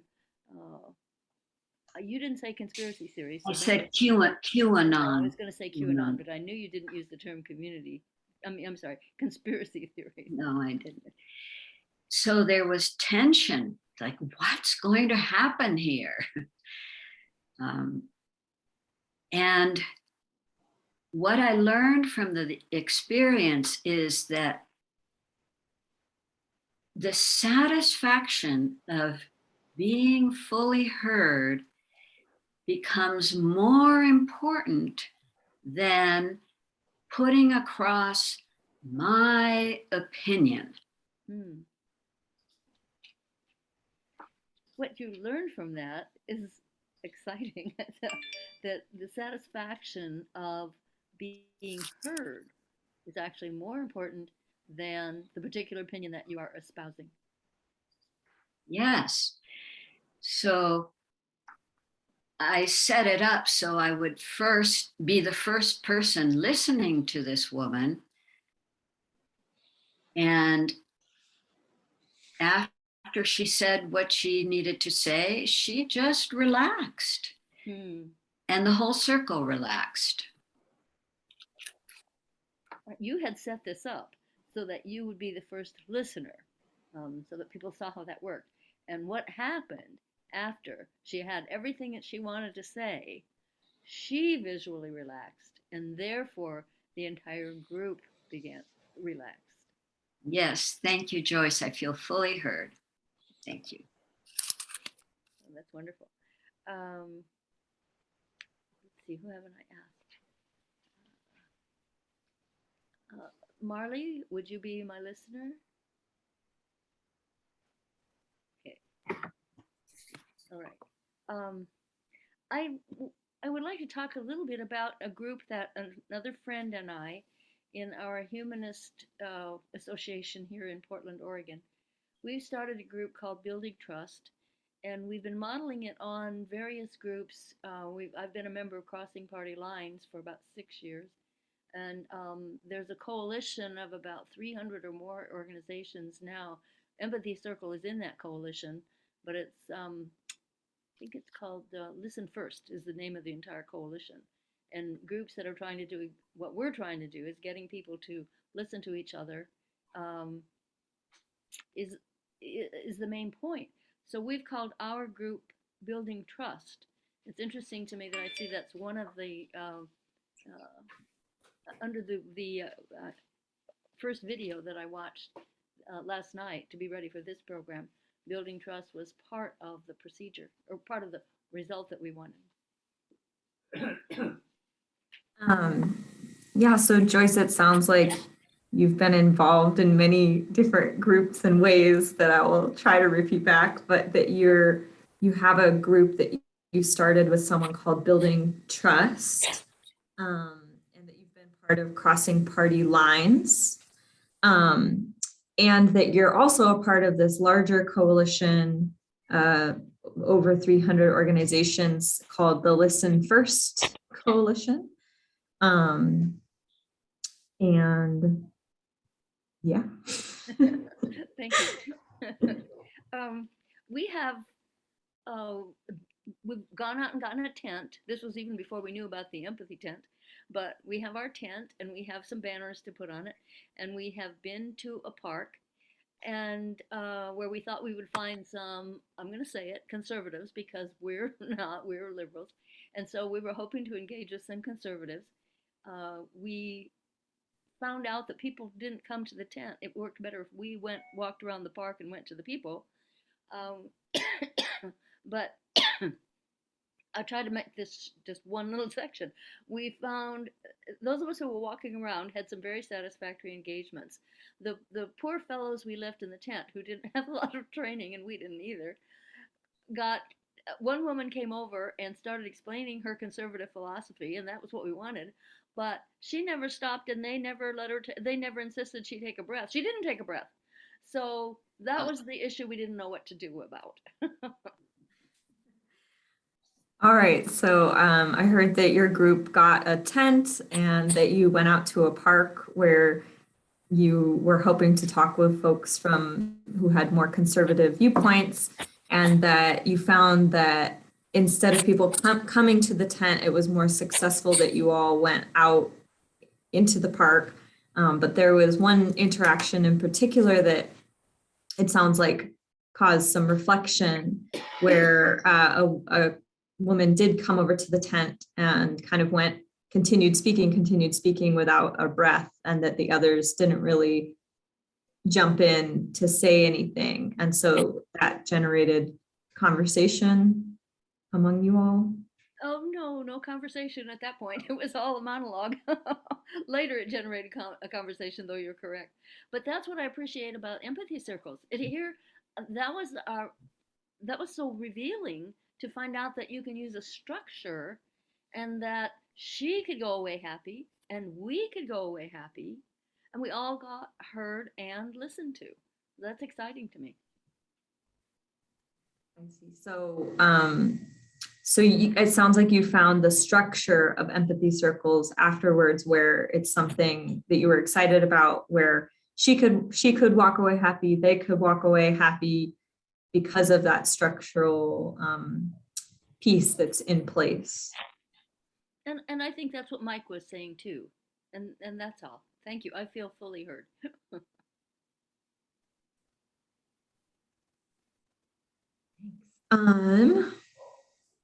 Turia, would you be willing to listen? That, thanks.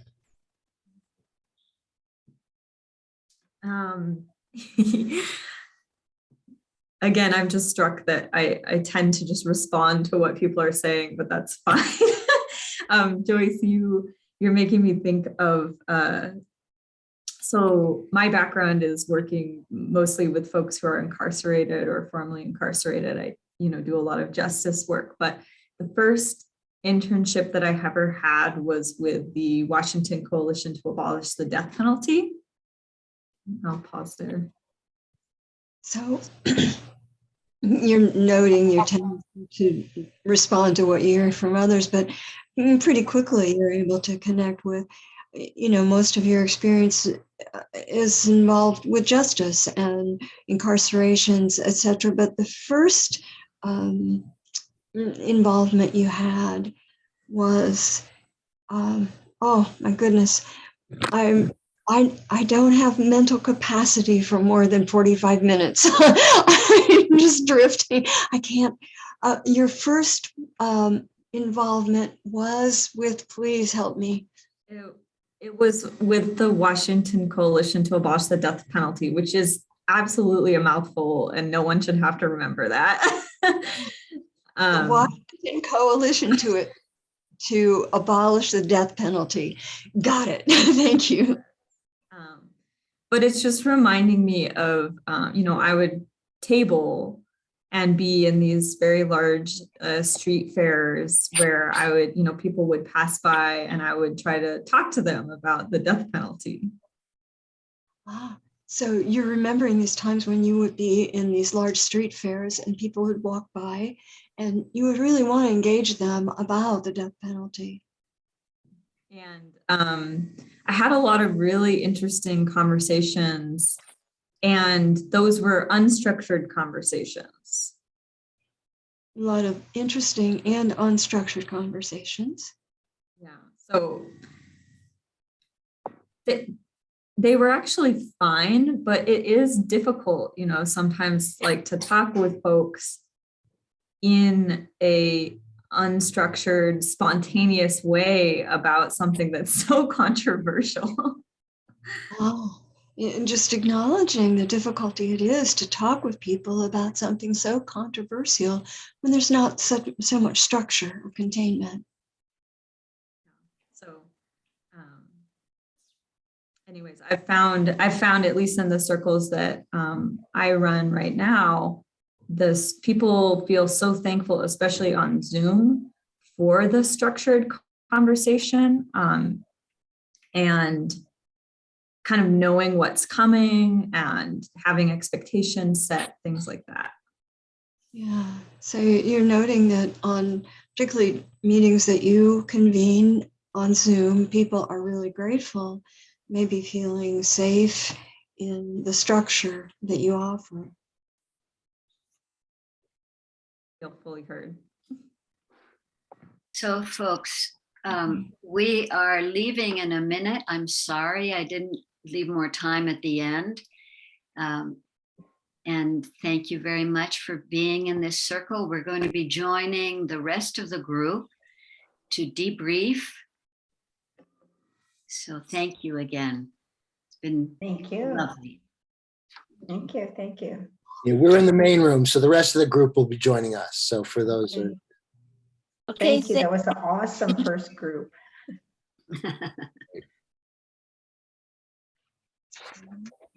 Okay, welcome back, everyone. Okay. Waiting for people to come in.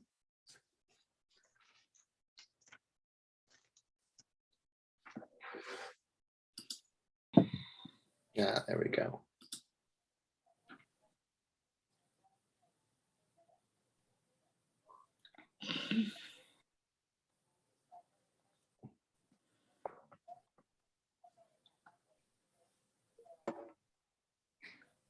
Okay, looking for Dwayne. There you are. Okay, Great. So welcome. Hope you had a great circle. And Dwayne will do the debrief right now. So I'll turn it over to Dwayne. Thanks. Okay. Okay, now we're going to take about 1 minute to share our experiences and insights from the Empathy Circle. And one of the questions that you could consider asking is, how did, one of your values relate to empathy and the culture of empathy, or you can simply speak to whatever's alive for you at the moment. And I'm going to go around and pick people to speak. I'm going to start with the trainees, and then if there's time, I'll get to the trainers that are in the room. And I'm just going to go around. Mike, would you like to start?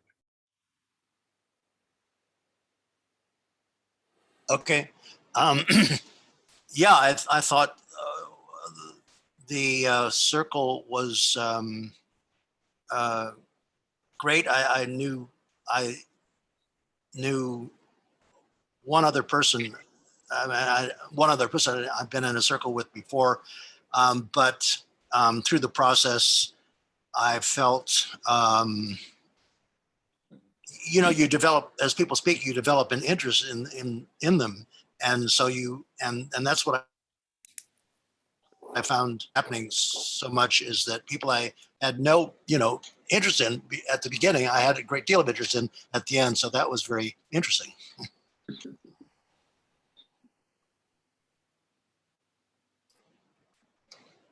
You're muted, Dwayne. Turia, would you like to go next? Thanks, Bill. Yes. Except that I don't know what to say. I feel a little overwhelmed. I just learned so much, or had so many questions. Kind of a equal list of insights and an equal list of questions. And I noticed, like, I cue in on people's emotions more than I do on the details of what they're saying. And that was one insight and question that I had, because I didn't hear a lot of emotions reflected or even named. And that's sort of where I live. So I was feeling a little bit awkward, like, and I noticed I just don't track informational details so well, or at least today I didn't. So that's something for me to be aware of. I'm done. Thank you. Thank you for sharing. Marley, would you like to go next?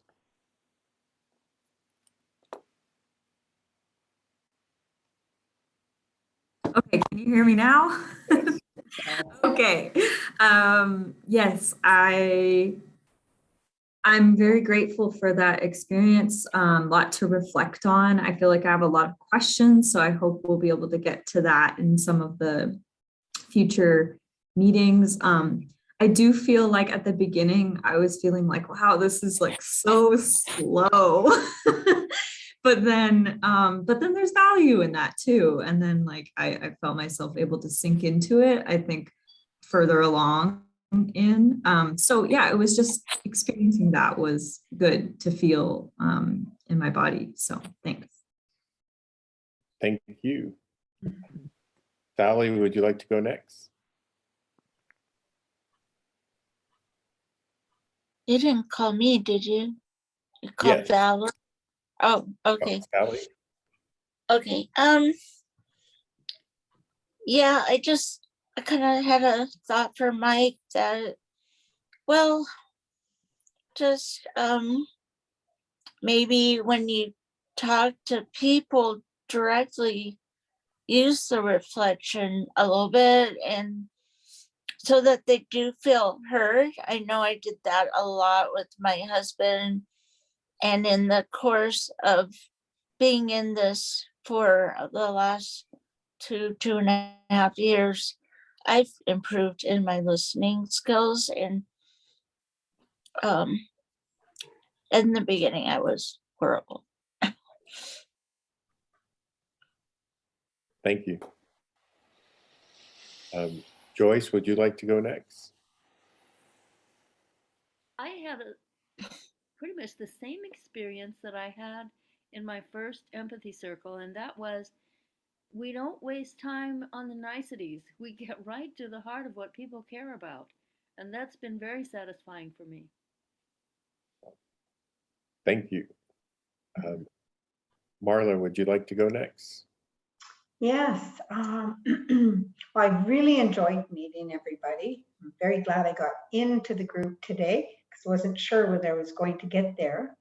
And I am doing my first group half an hour after this one ends, just by the way. So I'm pretty excited about that because what I'm taking away is that I really, really valued the leadership, the facilitation, and the structure and the process, because it's such an intense, beautiful topic, empathy, and it needs to be dealt with so delicately. And you guys, thank you. I learned a lot. Thank you. Thank you. Jen, would you like to go next? Sure. I really fully enjoyed that experience. And I'm feeling the magic of the structure of the empathy circle, where each of us could just fully bring what was most important to us. Yeah, and just within the sharing of it, so much was created in terms of like a, common understanding, like a shared understanding of our experience. And that felt really powerful. Yeah. Thank you, Jen. Katie, would you like to go next? Yeah, so I really, really enjoyed the experience today. I feel like we created a real shared understanding between all of the members of the group, and it seemed like we were all really agreeing with what each other said, and some beautiful words were shared. And one of the biggest things that I resonated with in the circle was the sense that the empathy circle doesn't have a hierarchy, and that that neutrality that was mentioned in the beginning in the main room. I really, really connected with that idea, and really liked the circle on the whole too. Thank you. Marisa, would you like to go next? Yes, thank you. I think what's coming up for me is a statement that I heard from, one of my favorite writers, which is, there is a conversation in this room. There's a conversation that only the people in this room can have, and to find it. And so what others are saying about the structure of the empathy circle, what's really coming clear to me is that the sooner we can establish safety, which the empathy circle is structured to encourage, the faster we can get to that conversation.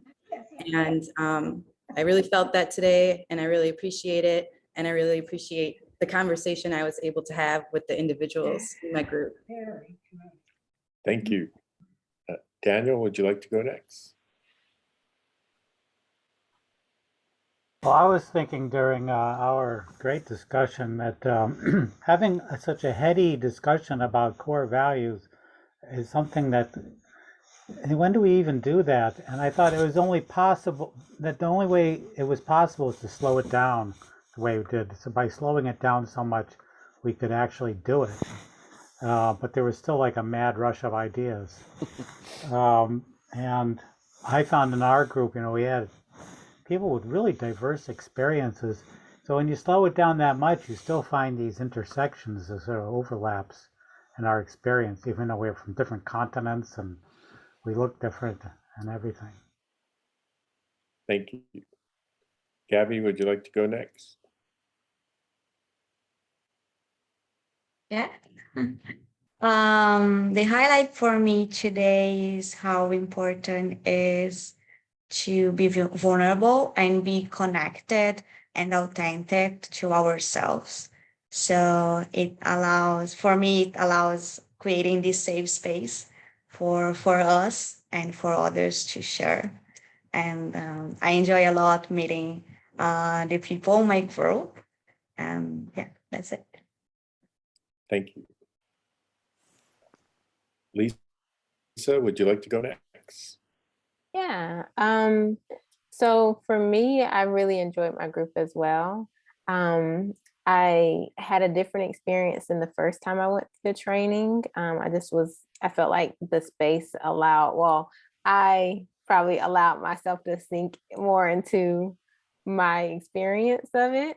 And the ability I really found that the core value for me that really came out, which wasn't one of the three that I listed, was safety. And the fact that that was provided not only allowed me to honor what someone else was saying, but also to really see myself. So I really appreciated that experience. Thank you, Lisa.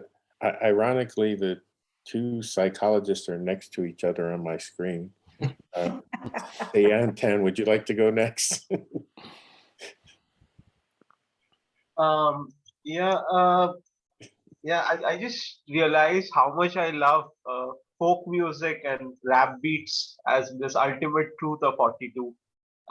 We had a discussion which was quite profound, and there was a mad rush of ideas that happened. And like I just realized that there's this inherent tension between Kahneman and Seligman, and I realized that culture of empathy can be a major contributor to positive psychology, and one of the values that we reflected on was of integrity, and I realized how that is in conflict with being a participant observer. And so I left feeling that there's a lot of truth and honesty embedded in various cultures in the folk music that we have, particularly rap beats. And that was something that I left this discussion with, apart from understanding that there's so much indoctrination that we have in education. And it really rang Pink Floyd's song of "We Don't Need No Education" and not being another brick in the wall, and also like parts of the manifesto of Theodore Kaczynski, the Unabomber. So it was really interesting. And culture of empathy as a positive psychology was really my takeaway. It can make you feel, it can give you a sense of self-esteem to be heard. And that is something that many of us who might not be as vocal about, or who might not have the safety of this space, would appreciate and be very grateful for. So thank you. Thank you. John, would you like to go next?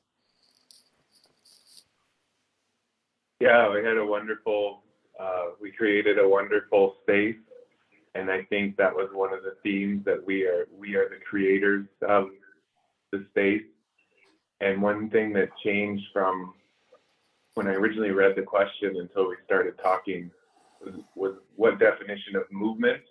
So I thought of movement as a noun, like join the movement, this is the team I'm on kind of thing, versus movement being verb, it's an action. We're moving, we're creating the space, we're creating the connection, and the circle created the condition, the safety, like so many of you mentioned, for us to be open and vulnerable enough to really share in that experience. So it was great. Thank you. Thank you. Alex, would you like to go next? Thank you. Apologies for not today. Well, this evening, my internet is just not very happy. I really enjoyed our session this evening, and what I want to take away from this would be a wish to practice what we did, as in practice active listening, but also practice actively paying attention to my own thoughts and what it is that I genuinely want to say. And yeah, the realization really do need to practice both of those things. So thank you for letting me try that with you. Thank you. Linda, would you like to go next? Yeah.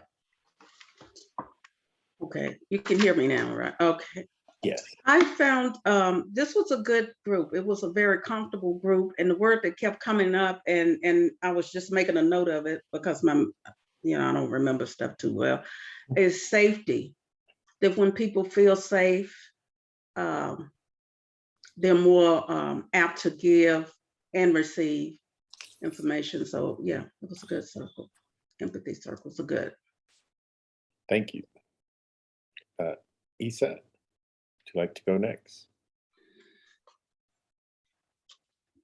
For me, my need for empathy and curiosity was met. Thank you. Thank you. Tanya, would you like to go next? Yeah, sure. We had a really good group. There's so many ideas. Can you Excuse me, guys could hear you me? turn your volume up a little bit? Y'all can't hear me?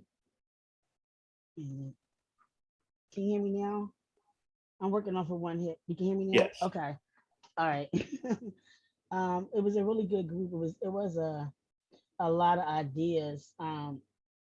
Sometimes felt overwhelming because I was connected to so many different thoughts and ideas that were being said and shared. My brain was like going like 1,000 miles a minute sometimes. So, but it was good because it made you feel a part of the conversation. So, and everyone's really open about what they were thinking and expressing it at the moment.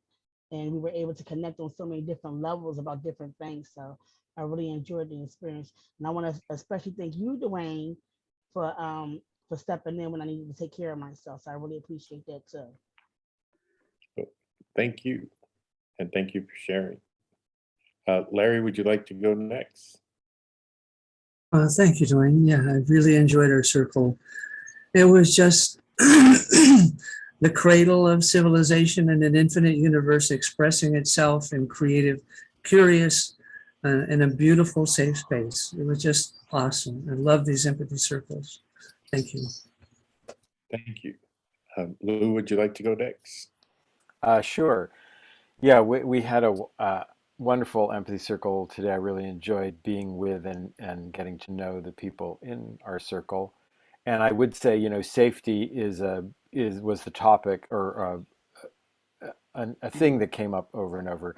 And I'm just aware of how the empathy circle structure, how that helps create safety by interrupting the things that we normally do that create disconnection, like interrogating each other, arguing with each other, questioning each other. Yes. Yeah, and it interrupts that, and instead it replaces it with reflecting each other, like showing our understanding of the other person, that you've actually received what they're saying. And it's amazing how that simple bit of structure helps create safety. That and openness create safety too. But yeah, so I'm just reflecting on that a lot, recognizing that. Thank you. Bill, would you like to go next? Sure. Well, one of the things that came up is the empathy circle kind of experience in contrast with all of the arguing and the dysfunction in the wider world. So what I am constantly, and I say this a lot, but I mean it, is the courage that everyone shows here to come to this, to learn this process, and to start making those changes. I just think that the importance of that is incalculable. Thank you. Thank you, Bill. Celine, would you like to go now? Yeah, sure. I really enjoyed watching the way folks, kind of like the flower, open, adapt, notice how this is different from what I usually do. And because of that openness and capacity to adapt, learning. So it was a wonderful experience for me. And I loved everybody in our circle. It was great. Thank you. Thank you. And I will go next. And I enjoyed this experience today. It's interesting for me. I'm married, but my wife is in Ohio, Warren, Ohio, doing her hospital rotation. She's in medical school. And so most of the day I'm alone and I don't really talk that much. And so one of the things I enjoy about this experience is I get a chance to speak and I get a chance to feel heard. And I feel like I'm a part of a extended family in a growing community. And as a facilitator, I like being a part of the team. And I feel like this experience is welcoming new members of our team in to take the next step together. And so I really enjoyed the experience, and I'm thankful and grateful the opportunity that exists here. So thank you all for sharing today, and I'd like to turn it over to Bill now. Thank you. Thanks, Dwayne. So in closing, I just wanted to see, are there any other final comments from any of the trainers? So I wanted to say, so someone asked about questions. Would there be a time to ask questions? And I just want to say, put your questions in the post-session survey. We do look at those, and we do have a time during the next session, the opening part of the next session, where we answer questions. And so, if you have questions, put them in the survey. Okay, great. And the survey is right there. I put the link to it. Technically, it's not, it says 12E. These don't mean anything to you, but that's the link to the survey. If it doesn't work, we'll be working on it. This is kind of a work in progress. Joyce? So could you quickly comment on our homework before the next? I'm about to do that, sure. Thank you. Okay, great. Just to let you know that there also is, there are other empathy circles that you can participate in. You can hold them on your own. Edwin Empathy Rutch is running for Congress in District 8 here in California. And so there's a Saturday circle in his Zoom room. Maybe somebody else could put his link to his Zoom room there. It's an intro cafe and democracy circle. I have one on Thursday, and I'll put the link to that about bringing empathy into schools. So I just wanted to review and summarize what we did. Okay, well, I'll get back to the assignments. We reviewed the core values of culture of empathy. We explored how our values related to empathy and a culture of empathy. And also we participated in an empathy circle. And we're also starting to talk about an empathy movement and to try to see how that goes. Coming up at next session, in session 2, you'll each practice facilitating a mini empathy circle.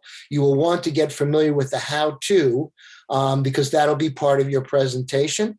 And so, look at the PDF, look at the video, and then just kind of work on that. So next week you'll be doing and presenting the how-to, and then you'll participate in a mini empathy circle. During the week, we'll send out an email. You can fill out the feedback form. Thank you. And then we're going to hold an empathy buddy call. I think we have all of your emails, and we will send you pair you up, and you will have empathy. It's basically about half an hour.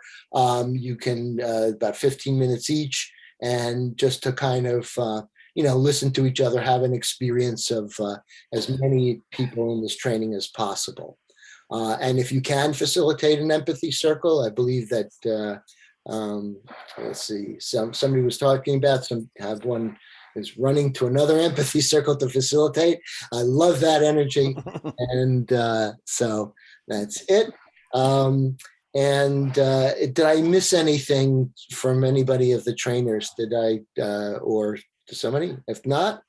Actually, so Bill, you were mentioning the different groups that happened like Oh, that yeah. you and Edwin do. I also do an empathy. I hold an empathy facilitator support group on Friday mornings at 9 a.m. Pacific time. It's 9 to 11. I do that every other week, and I am doing it this Friday. So I wanted to let people know about that. Okay. Also, Yeah, Dwayne, go ahead. yeah, if we could ask Gabby to talk about her group and that meets on Wednesday and put the link in the chat, that would be great. Okay, Gabby? Yeah, so I'm also holding some empathy circles on Wednesday from Rome time from 7 p.m. to 9 p.m. That for you that based on US is 9 a.m. to midday. I'm gonna share the link here in the chat. Great. Okay. I didn't see it. Okay. All right. And Gabby, I don't see your, okay, you did. I was looking for it. Yeah. Oh, okay, I so got you're it. looking for, okay. So So, yeah, basically I create a group on Meetup because I realized that many people come from across the world and they speak English. So this is a very diverse group. Katie had an experience over there. So yeah, here's the invitation for the group and I post the events over there so we can have this interaction with diversity and people from other countries as well. great. That's wonderful. And then I put in my Thursday, Lou put in his link to his Friday group, and Gabby just put in hers. And then just to let you know, if you're having a problem, if you look in the chat and those three dots, you can see save chat, and that will save everything in the chat automatically. Then it goes in somewhere into the bowels of your computer. So you might want to say show and finder so that you can retrieve it and get that. But you're welcome to any of these other circles. Okay, and then the last thing we do, Sally, do you mind? I know, Alex, you're having some problems. Can you turn on your thing? We do the jazz hands at the end, just to, so thank you. And jazz hands, and that's fantastic. Thank you so much. Thank you, everybody. Looking forward to seeing you next week. Same time, same bat station. Thanks a lot. And the facilitators will stay for the post session. That's great. See you all. See you all. Have a good week. Thank Have you. a good Bye. one. Thank you. Nice meeting everyone. Bye.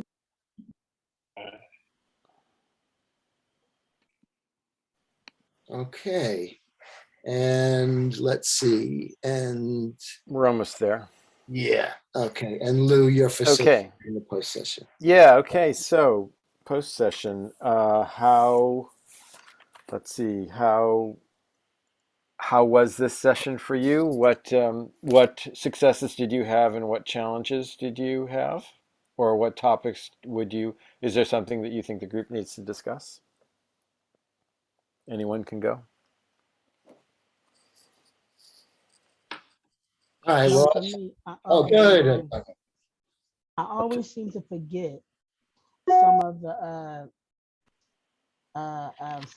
the group setup, and it wasn't until we went around once that I remembered some of the things. And Dwayne mentioned one thing, and I said, I'm glad you said it because I thought about it after we went around one time, but I was able to inform everybody about the setup of the group and how the structure goes.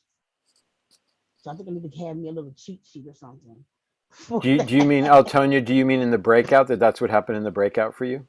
Yeah, and sometimes that happens when I forget some of the things to say, and I need to get a cheat sheet and just have it sitting on my screen somewhere so I can just go through everything one by one. I'll be trying to remember everything, and I don't all the time. Okay. Great. Who else wants to go? Bill, you had started to say something. Oh, sure. Okay. Well, I've had a couple of learnings. Let's see. Oh, one of the things, this guy Blake arrived late. And he kind of, I kept him in our circle so I could kind of monitor him. But he came like after the explanation. It was an honest mistake. He just seen it and he just popped in. Hey, here's Anne.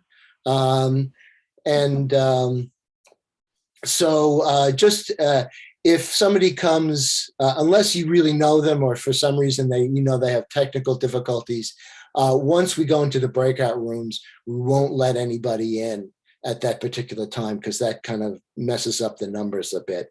But it was nice. He was a nice enough guy. He kind of listened for a while, observed, and then he kind of left.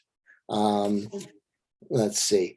Yeah, and on that score, I think we have because one of the things that happens is because everybody is made co-facilitator, we all see that thing pop up when someone comes into the room.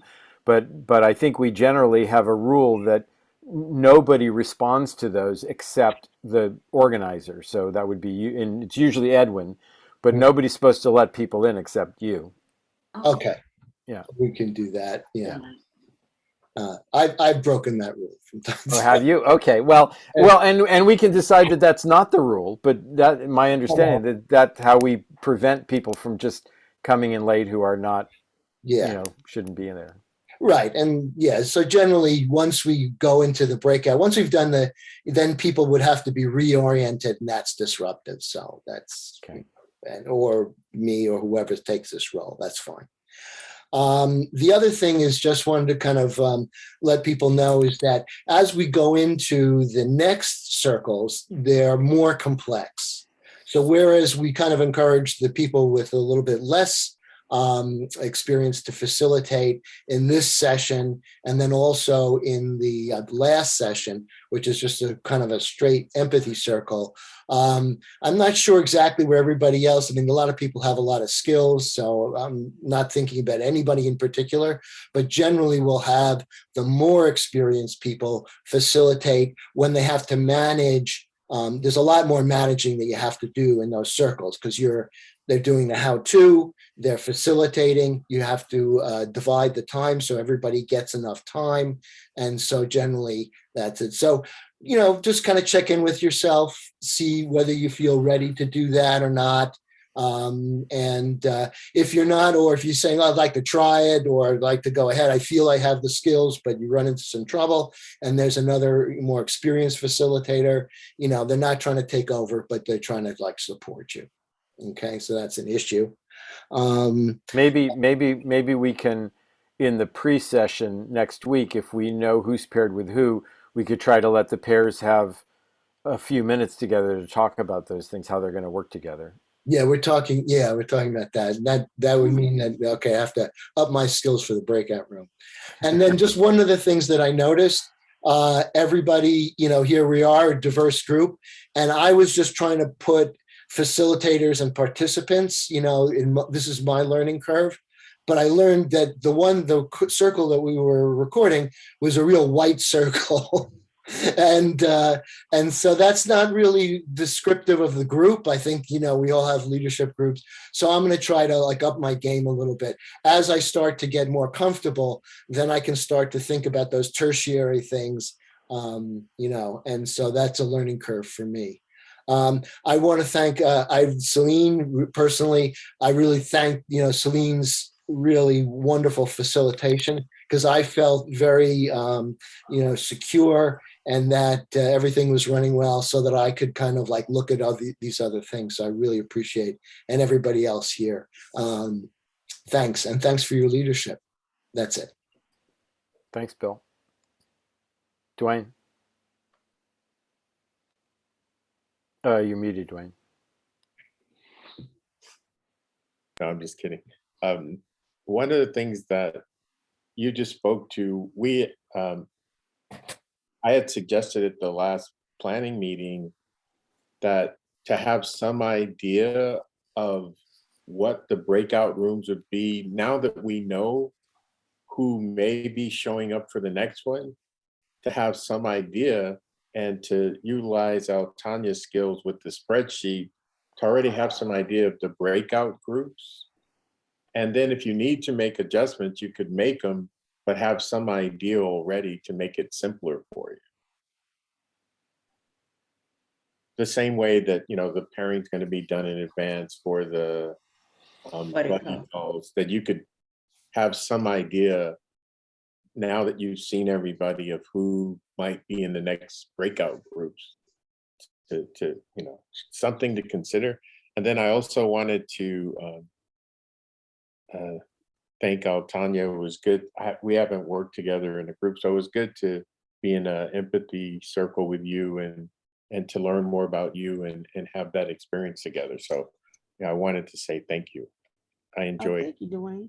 I didn't realize we never worked in a group together. No, that was a good experience for me. Okay, thanks, Dwayne. Who wants to go next?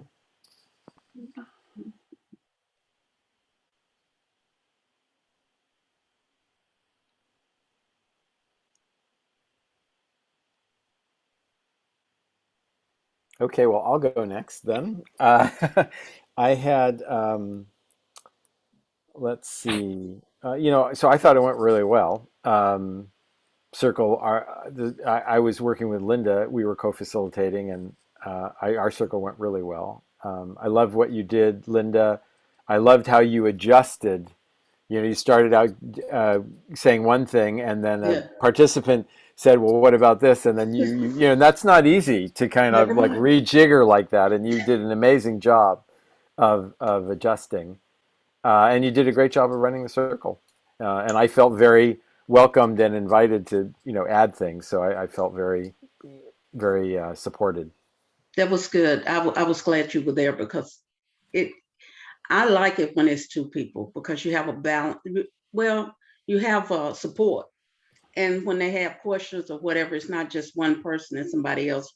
Maybe they agree or they have a different way or different point of view. So I thank you, Luke. You're more experienced and more articulate than I am. Thank you. You know, responding to some of these questions. Yeah. Yeah. Well, I thought the stuff you said was great too.